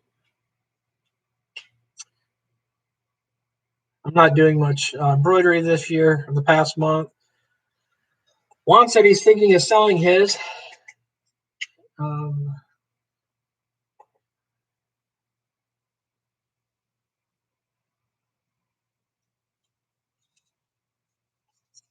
So who's all? Are you doing all the embroidery, Matt, or are you having one of the other ones?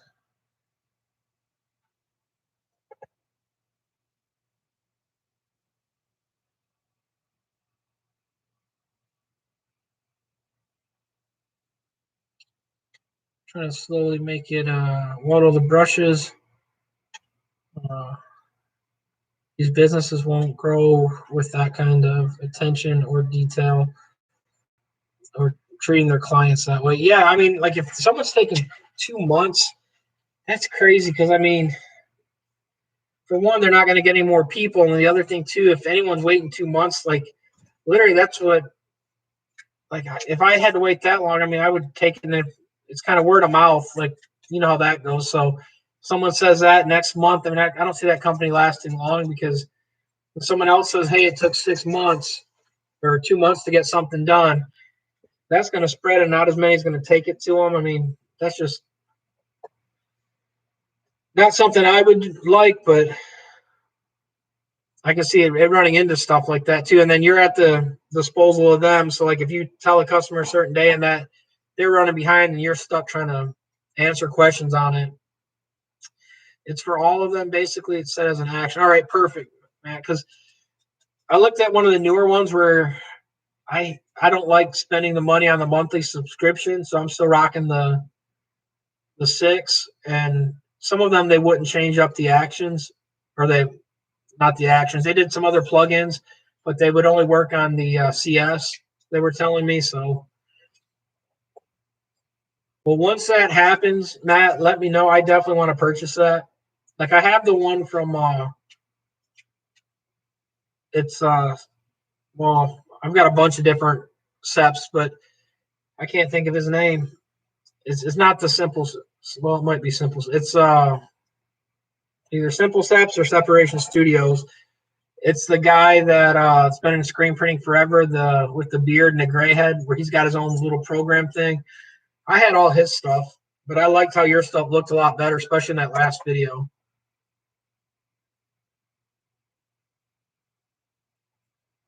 He says, Juan heard about a company, Cam 5, selling embroidery machines. So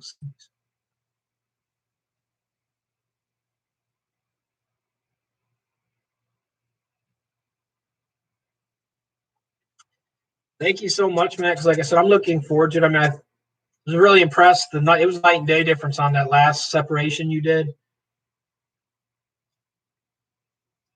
Now on that, because I know how separation goes. Now, did you use your program and bump yours up a little bit higher after also, or did you just use your program with the settings that you have on that and then compare it to theirs?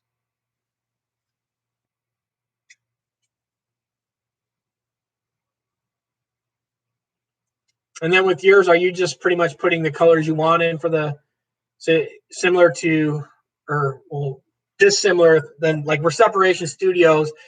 They pretty much got their own Pantone colors that you're supposed to use for the CMY or the not CMYK, but for the process colors. Are you using kind of where you can enter your own Pantone color in to make kind of get the output you like? That's really good to hear that then.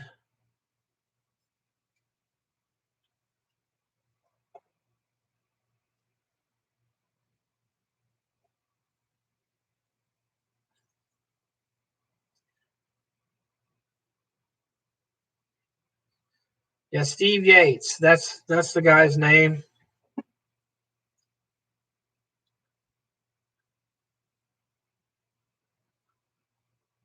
He,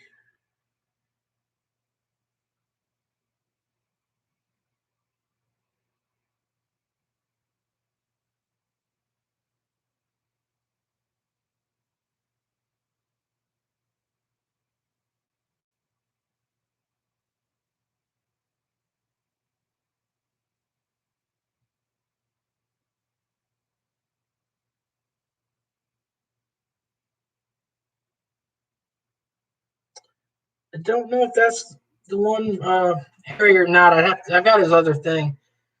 I've designed mine to work around off the shelf inks. Same thing we use, standard red, lemon yellow, etc. Oh, that's really cool, Matt, because some of them other programs you had to buy their inks, and it kind of sucks when you have to.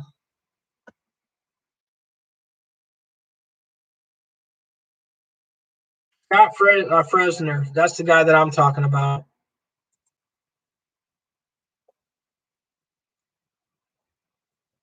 t-shirt business, and then his separations are, I don't even know what his separations are called. T-seps. That's the one that I've had, probably one of the longest ones is T-seps. Which they're just rebranded his. He's using someone else's stuff. And it's that T-seps.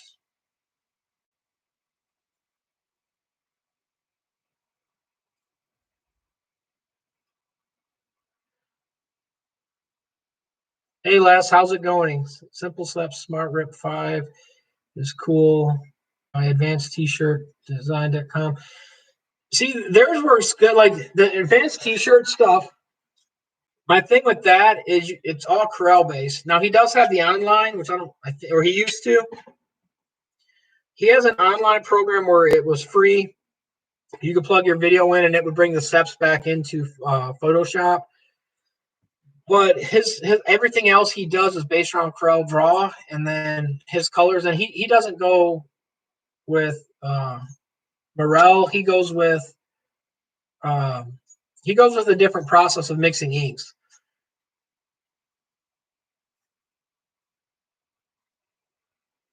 That's awesome, Matt. If you're going to do that, I can't wait for you to see that. And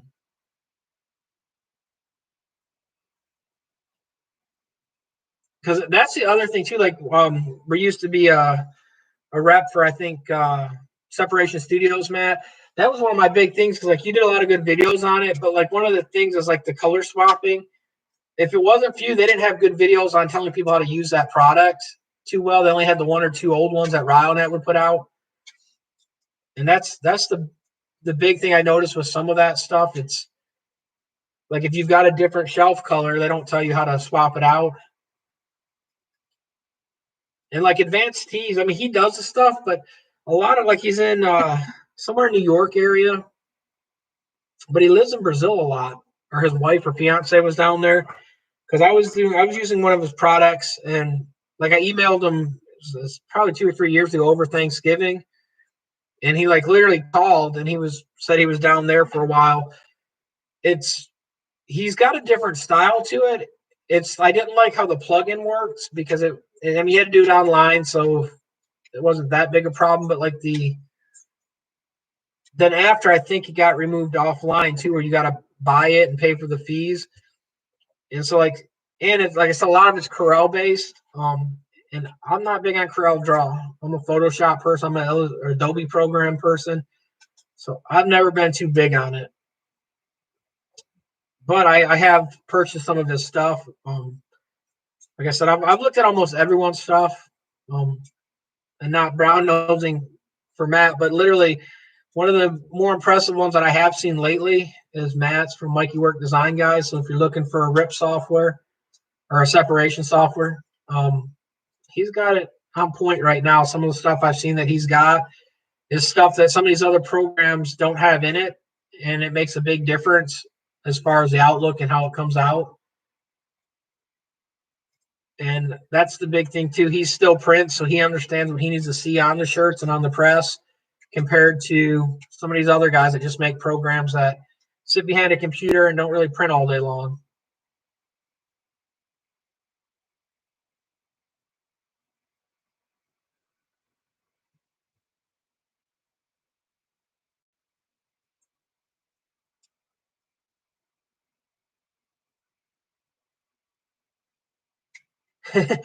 I'm kind of the same way, man. I'm not big on Corel, and I don't know how some of these people use it all the time. Like, it's not for me, but because that's the other thing too. There's more free programs. Like Corel's they've got a good following, good marketing. Like now, for instance, that embroidery one that Corel Wings that Juan uses for the embroidery compared to the one that I was using to do digitizing, that program looks 10 times easier than the one. But I mean, I'm just not a big Corel person. I don't like their processes.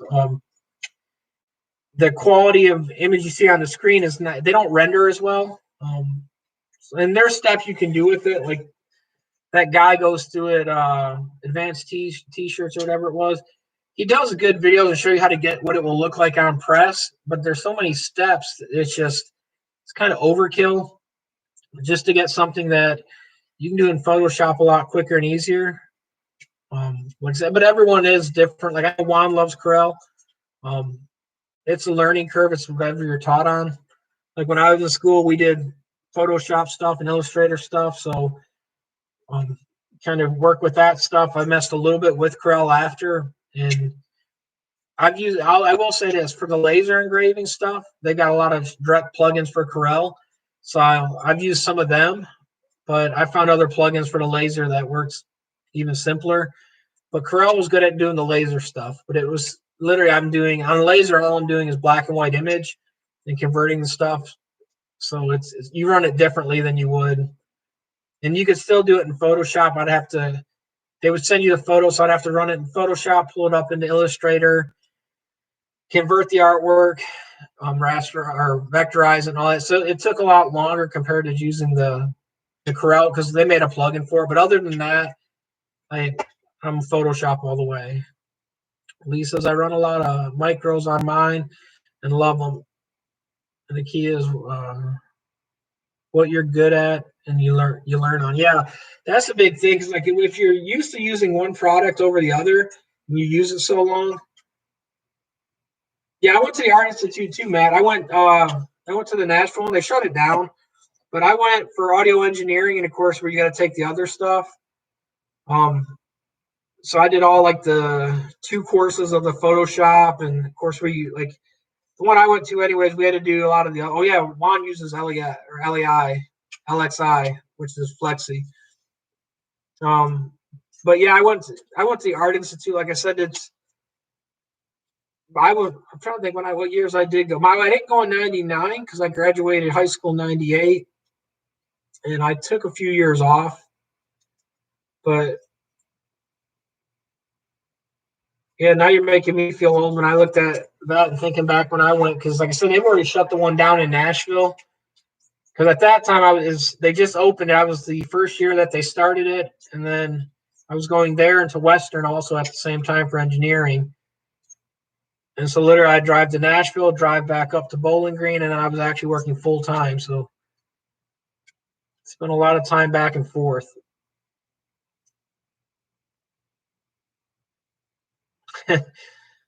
He says, if you send me your Corel draw file, I'm not going to help.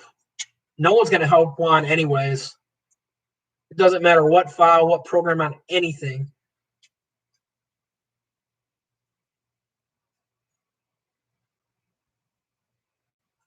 And then the digitizing Juan says a lot easier in the Corel Wings program, which when I watched him do it on the videos, it looked really simple.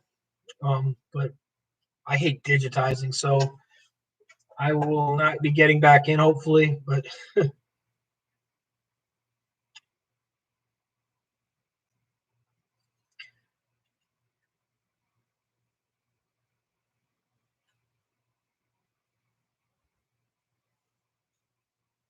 yeah, NovaWorks says he uses Flexi a lot for a lot of the other stuff. Flexi's a really good program. I use it for some of my science stuff.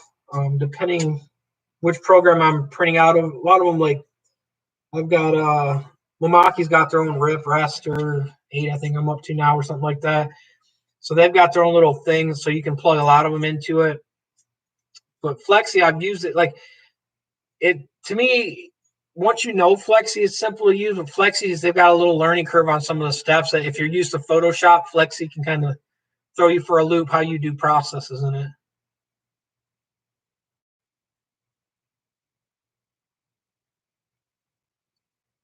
In all honesty, it's the program works for you. Stick with it. Me, my only feedback is just know that it's not using Adobe. It's what the clients are. And it's pitfalls. Yeah, that's the big thing is finding out, like you said, what the pitfalls are. Because the other thing too, depending on how customers send you stuff and how you got to convert it, what you're working in. Um,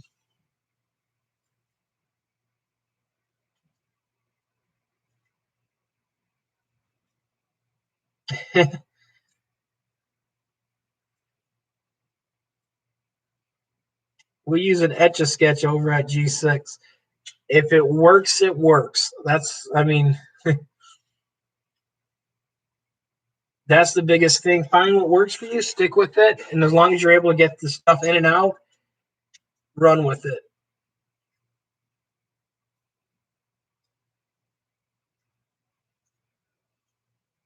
Good in Photoshop and Flexi, and not good in Illustrator.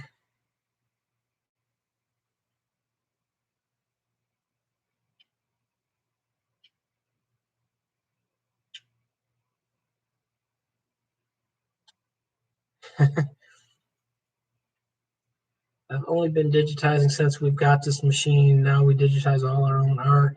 What program are you using? Matt, are you using Wilcom or are you using something else?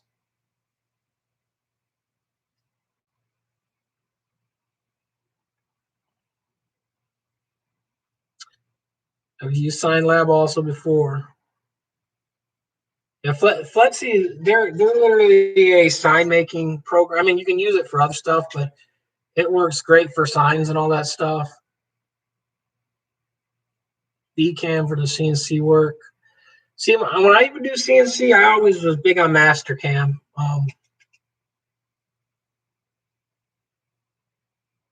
But I've never, I've wrote it like I've CNC'd in other programs. Just depends on what kind of object. If you got to do a lot of high intensity 3D machining, some programs are better than others for it. He's using Chroma.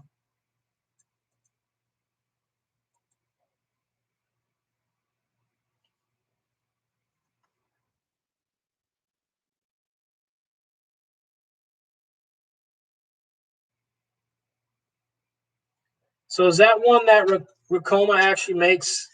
Is it kind of like their own private thing, or is that something that it's a third party one?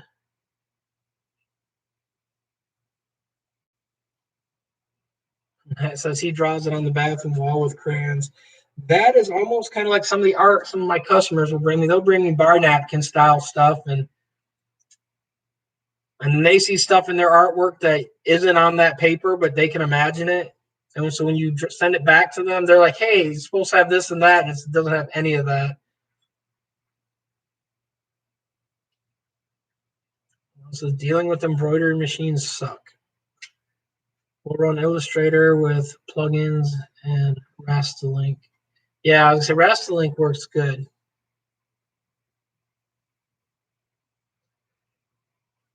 Because Rastalink, you can, depending which one, you can do the tiling and all that. You can set your jobs up and all that. And the only thing, which you got it with the software, G6, the worst thing is if you have to buy that, that is not a cheap program. But I mean, it comes with all the Mamakis, but it sucks. Like for instance, I wanted to upgrade to the newer one, and it's not a cheap upgrade, so I'm sticking with some of the older program instead of upgrading.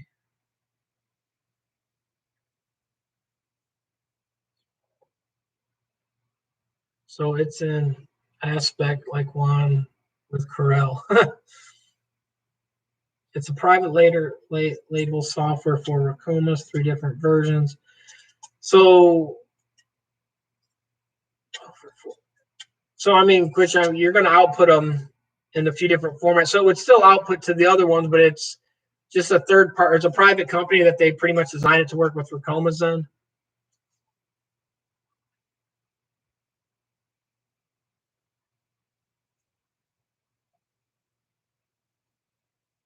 Did you upgrade to from the basic?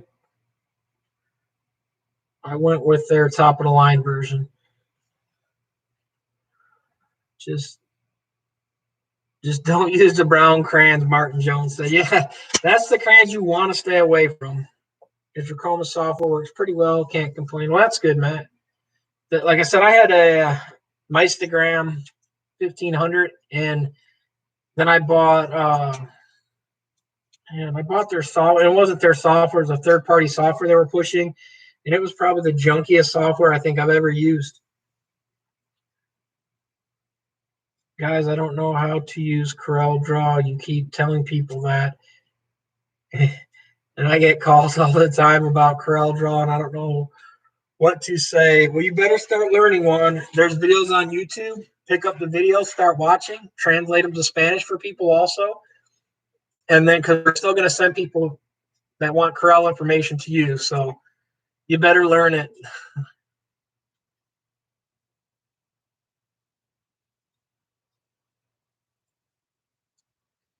So, in other words, someone could buy that software separately, though it's not exclusive to a Racoma person. Then,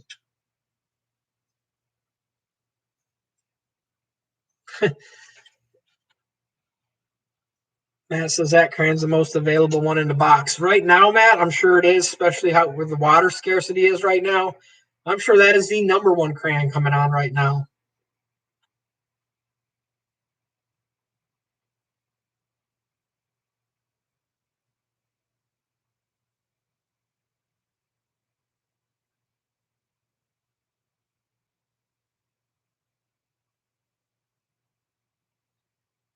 I do the same. I have control options in the other version.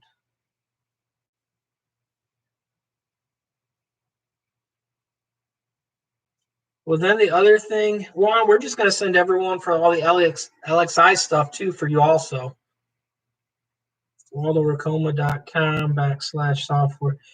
Yeah, I'll definitely check it out because that was the biggest thing I always hated with Wilcom was so expensive. After I had that one program and I didn't want to shell out more money, and it's kind of hard when you're in someone like Rye's shoes because you can't really either got to pay for digitizing, which he's been using fiber, which some of the people don't know what they're working with, or you've got to find a way to do all your stuff. Yeah, Ryan, I'm still on learning a lot. I must turn in. Everyone have a blessed night. Nice too, Denise. I'm not going to be on much longer either, but street lights came on, so we're talking about programs, Rye. So maybe you might want to pay attention about some software programs for so you can actually do your own digitizing, Rye.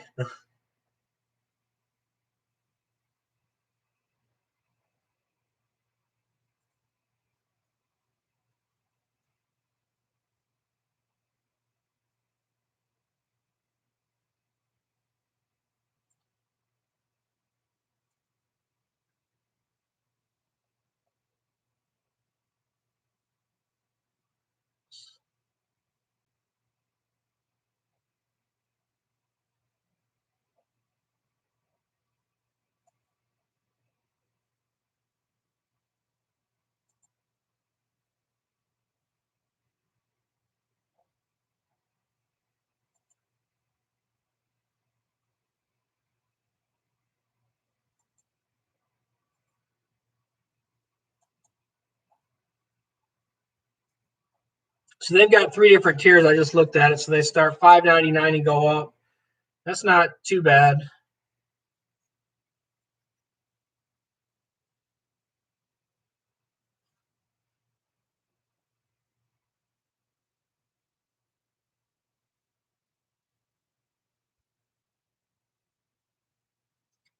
That's interlock half tones are a hot thing now, as well as monochrome bitmap conversion. Yeah, that's what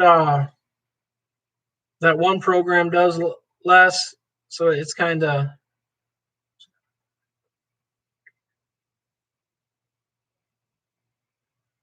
right. So I was going to buy, or I was going to, but the computer fell on the Toyota Tundra. Are you talking about falling on Juan's Toyota?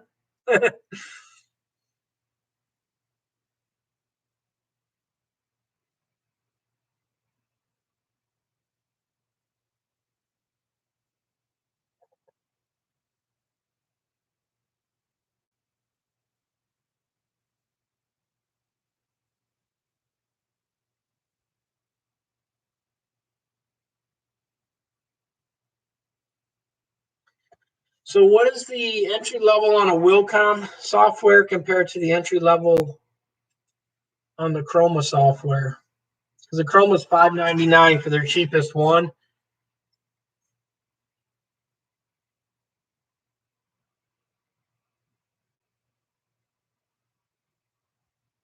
Juan said he spent the $50, Rye.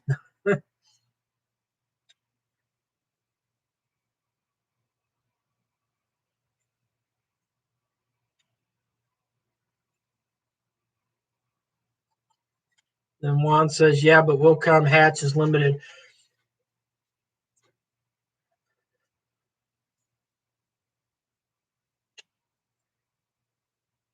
So what would someone be looking at?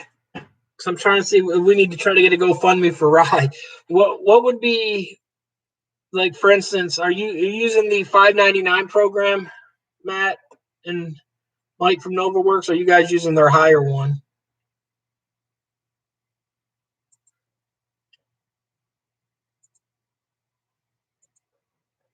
So I see the Inspire is like $5.99.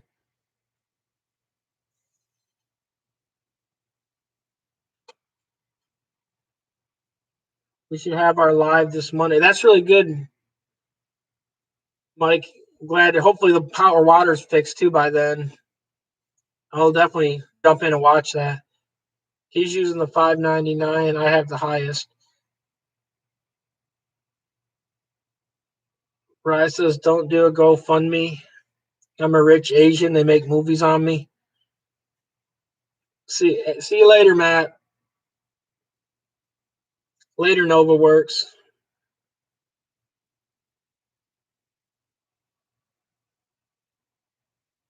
So you thinking of getting rid of it that quick, then, Ryan? You're not looking at trying to do your digitizing or run it then, or?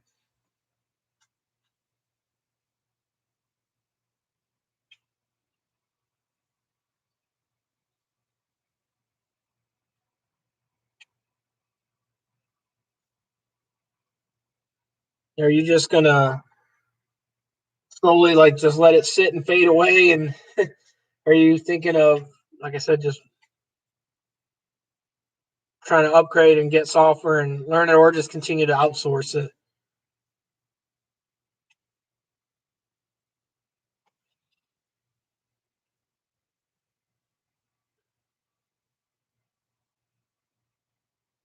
Hey, Ryan, maybe Stan can show you a video on how to get them to sponsor and endorse you and give you the free program.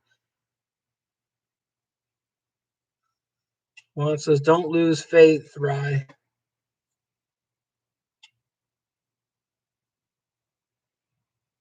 I mean, I'm like I said, like, you go that route when you do that live video with them. I mean, I'm sure you'll have Wilcom and everyone. You'll have banners everywhere in your shop. You'll have embroidered Wilcom shirts and everything, right? And all the stuff. Shameless plug, shameless plug, shameless plug, shameless plug.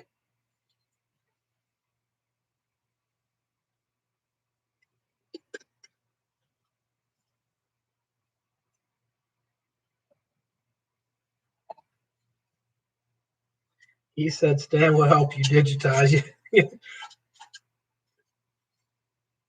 give it a week and he'll have a digitizing link in his description below for an affiliate company to get kickback.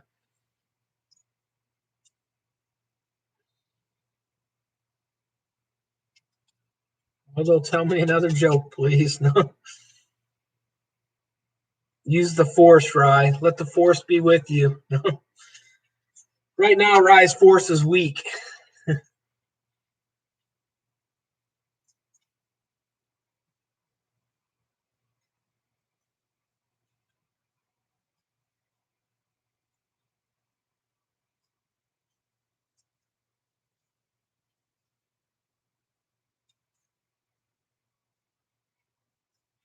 It is one thing, though.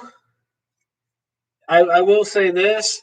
If you notice, there isn't many digitizing programs that endorse any embroidery shop or screen print shop. And everyone else got all the kickback on embroidery machines and all this other stuff for help, but there isn't digitizing companies giving people affiliate links for digitizing software.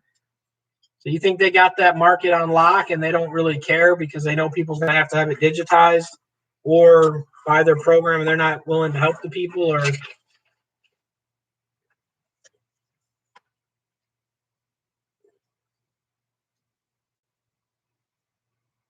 course, my foot is going into the LCD screen. See, that's a lie. I know you can't get that foot that high. I know you've been working out, but you ain't got that jump kick that can swing up and hit that high. And all in, all right has a very good machine.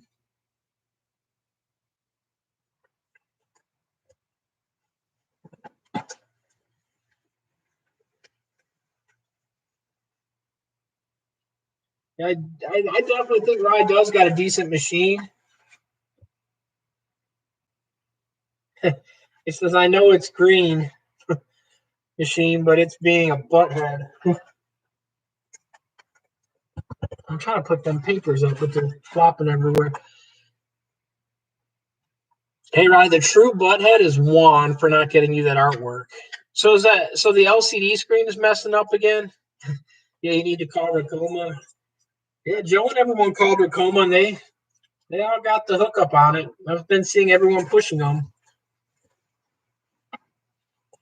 Melco had a thing going back a while back too. I thought they just weren't as good as Deal.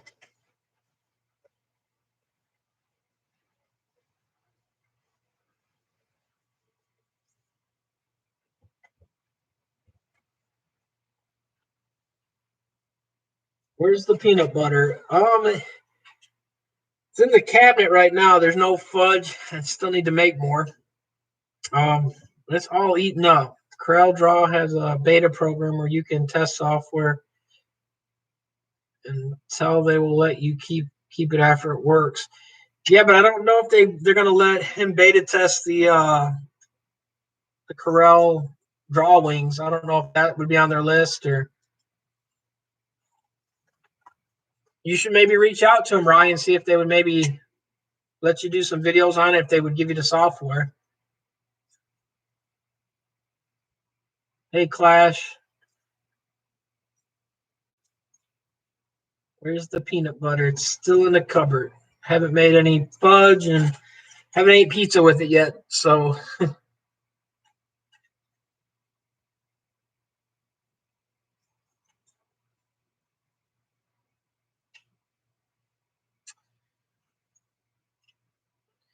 if I did, I couldn't ship none out because shipping is at a standstill right now. We're kind of waiting to see what's up with hopefully Monday or Tuesday they'll be at least picking up and maybe dropping stuff off. That would be my best guess because I've got a lot of stuff that's just been sitting in limbo waiting to be picked up or dropped off or shipped out past my local city because it's been sitting in the post office and the UPS.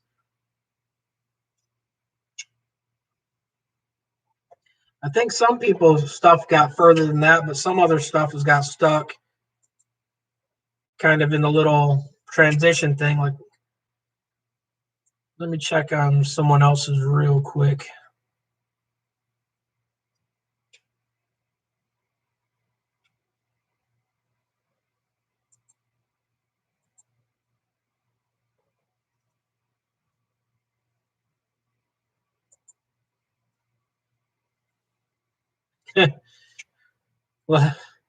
Like Rye's package about his other masks. They're sitting in Nashville still. They've been sitting there since the 16th or 17th. They haven't moved. So it's that lovely shipping going on right now. Maybe where I will get them by the end of this coming week. I hope so. But I have no control over that.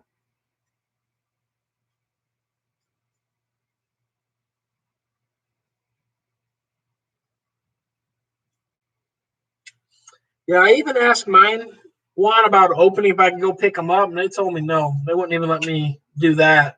Because I said, hey, I'll just come pick them up today. And they were not keen on that either. So, like I said, hopefully they'll be running Monday. Hey, BM fam, how's it going? So hopefully Monday they'll at least open up. like I said, I know I've got 5 boxes coming in from the places. I know I have other stuff, and then like I said, the outgoing orders, I've been just dropping them off, but they're just sitting there, and they're not even scanning some of the stuff in. They're just showing processing on the stuff. And like I said, on Juan's or Rye's stuff, it got dropped off right before it hit, but it's showing it sitting in Nashville. And so hopefully, maybe we'll get moving soon. Yeah, the black mask less. I special order them. Just because I don't have enough people that ask for them, and it's not a big demand item normally. Because normally, what people do is a lot of your normal like screen printing shops, less like for instance, TSC Apparel and all them. They'll carry stuff like Velvet Canvas mask. A lot of them's got like the solid black ones. And the price is some of them a little bit higher than mine, but like it wasn't a big thing for people when I was doing all the ordering. So I had them in when I first started doing masks over a year ago, and literally they never really sold much. So I only order them in when people they'll email me, let me know what they need, what size and all that, and quantity, and they send the payment, and then we order them and get them in that way. Stamped out bellows. Yeah, like the bellows aren't the best. I was just thinking of that when that one popped in my head. Like a lot of them, though, they do have a mask, like a solid black mask. TSC Apparel's got their own brand one, and they're right now they're earning them some pretty good deals on them. But that's the thing is on that where I just went with I decided not to carry them just because which we got it in the other room, but I've got 12 masks that I have to carry on inventory, which don't seem like a lot, but then I try to carry a minimum of 100 masks per week of every style. So when you start carrying that as 1,200 masks that I've got, so that's a lot of money tied up just in masks. And it can get pricey really quick.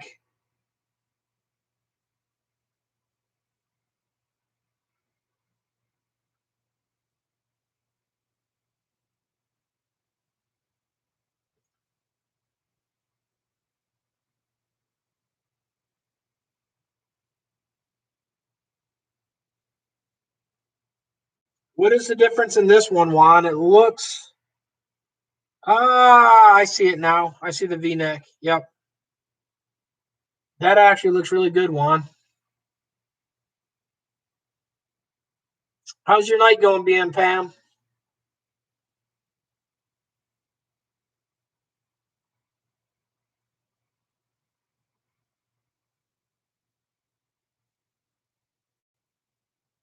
That looks really good, Juan.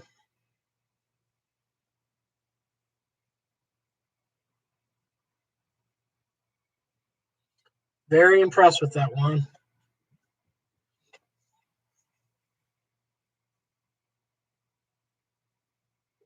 Yeah, Les, they're the same as my sublimation ones, except they're cotton. Because when you do the black, there's no need to have polyester on the front because you're not sublimating it. So they're all cotton. So he's got like the single layer cottons and the double layer cottons, but they're all black.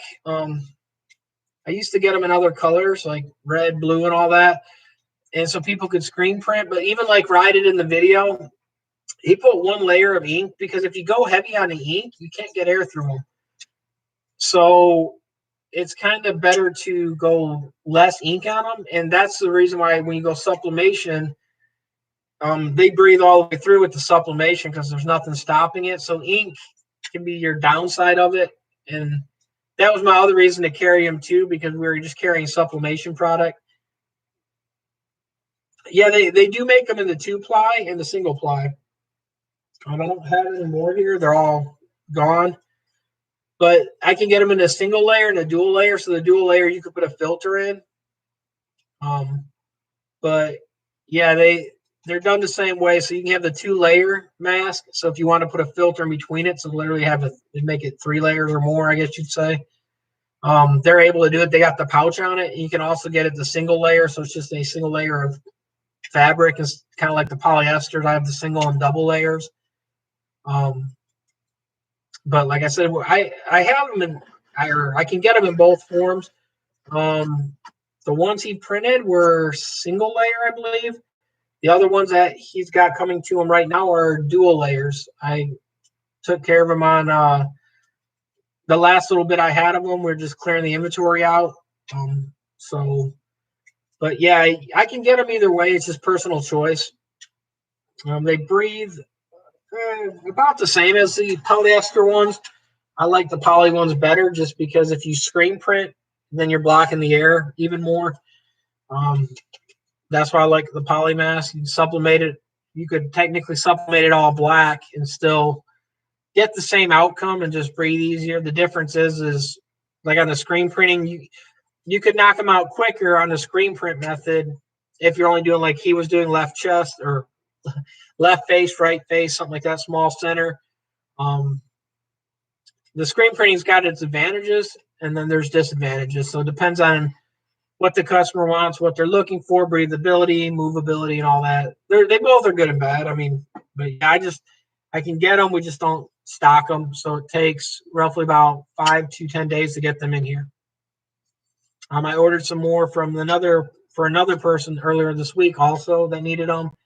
It's just like I said, it's not one that we stock all the time. So I'm at, like, for instance, now I'm at the disposal of the shipping company. It's moving overseas really good over to me, but once it lands in the States, like I had some packages come in earlier this week, and literally it landed in Nashville Monday, and I didn't get, and that was through DHL, and it didn't get to me till yesterday. So it sat 45 minutes from my house, and it took that long to make it here.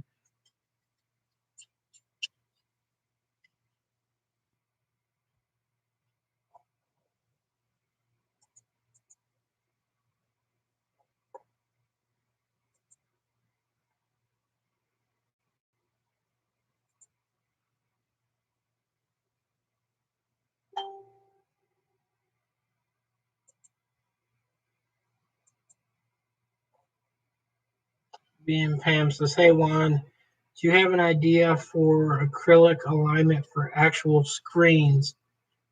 23 by what he has, BM Pam. I don't know if you knew. He's got that if he doesn't print it anymore right now. If he sends me it, I'll help him out on it. But he's got a jig that he designed, and it's a sticker, so you can sticker it to a board, and it's got all the points on it. And you can put your frame. It'll actually do both frames. You line your frame up to there's lines on it. It's not an acrylic jig. It's just a sticker. And I have one. I just don't have it around here. It's not nowhere near me right now. But he does make one. He just stopped selling when his printer crashed on him. But that's the one that most people do, because what you can do is you lay your film down on top with all the registration points, and then you throw your screen right on top with the double sticky tape on it, and then lay your screen right on top of it, and it works. It works perfect. Yeah, he's got 2 of them left, and he's not printing them anymore, is what he said. That was another one of Juan's great inventions. Juan's knocked out some good stuff that he's created throughout the time.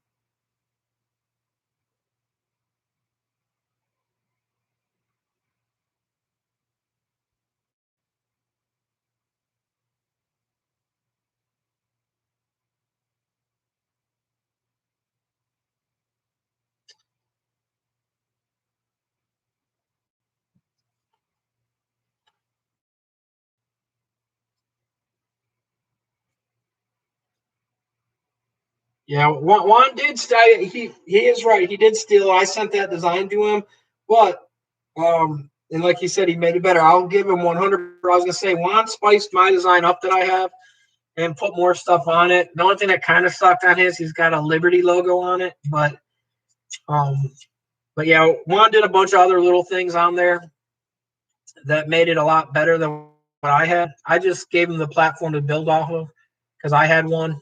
I just never sold mine or did anything with it. But I had a fairly nice jig. Like I said, well, Juan's pretty honest tonight. He's giving credit where credit's due. Like my underwear jig, he should come out right now and say that I made that underwear jig before he did.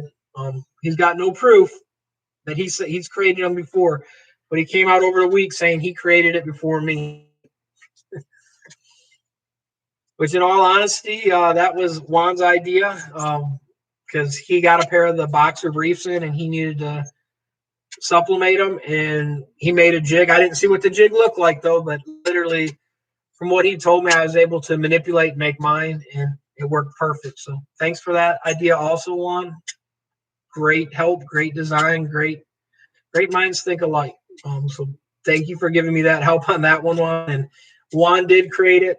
I just never seen it. He just told me about making it that way. So, but the sock jigs were mine too, Juan. So, yeah, you sent me the picture of it. Oh yeah, you did have it on there. Yep. Yeah, Juan did do that. He didn't make a video, so there's no proof, Juan. If there's no video, there's no proof. That's the way that's my defense in the court case will be. If there's no video, you must acquit. And I can't prove that video wasn't photoshopped. I mean, I know you're an expert in Photoshop, so.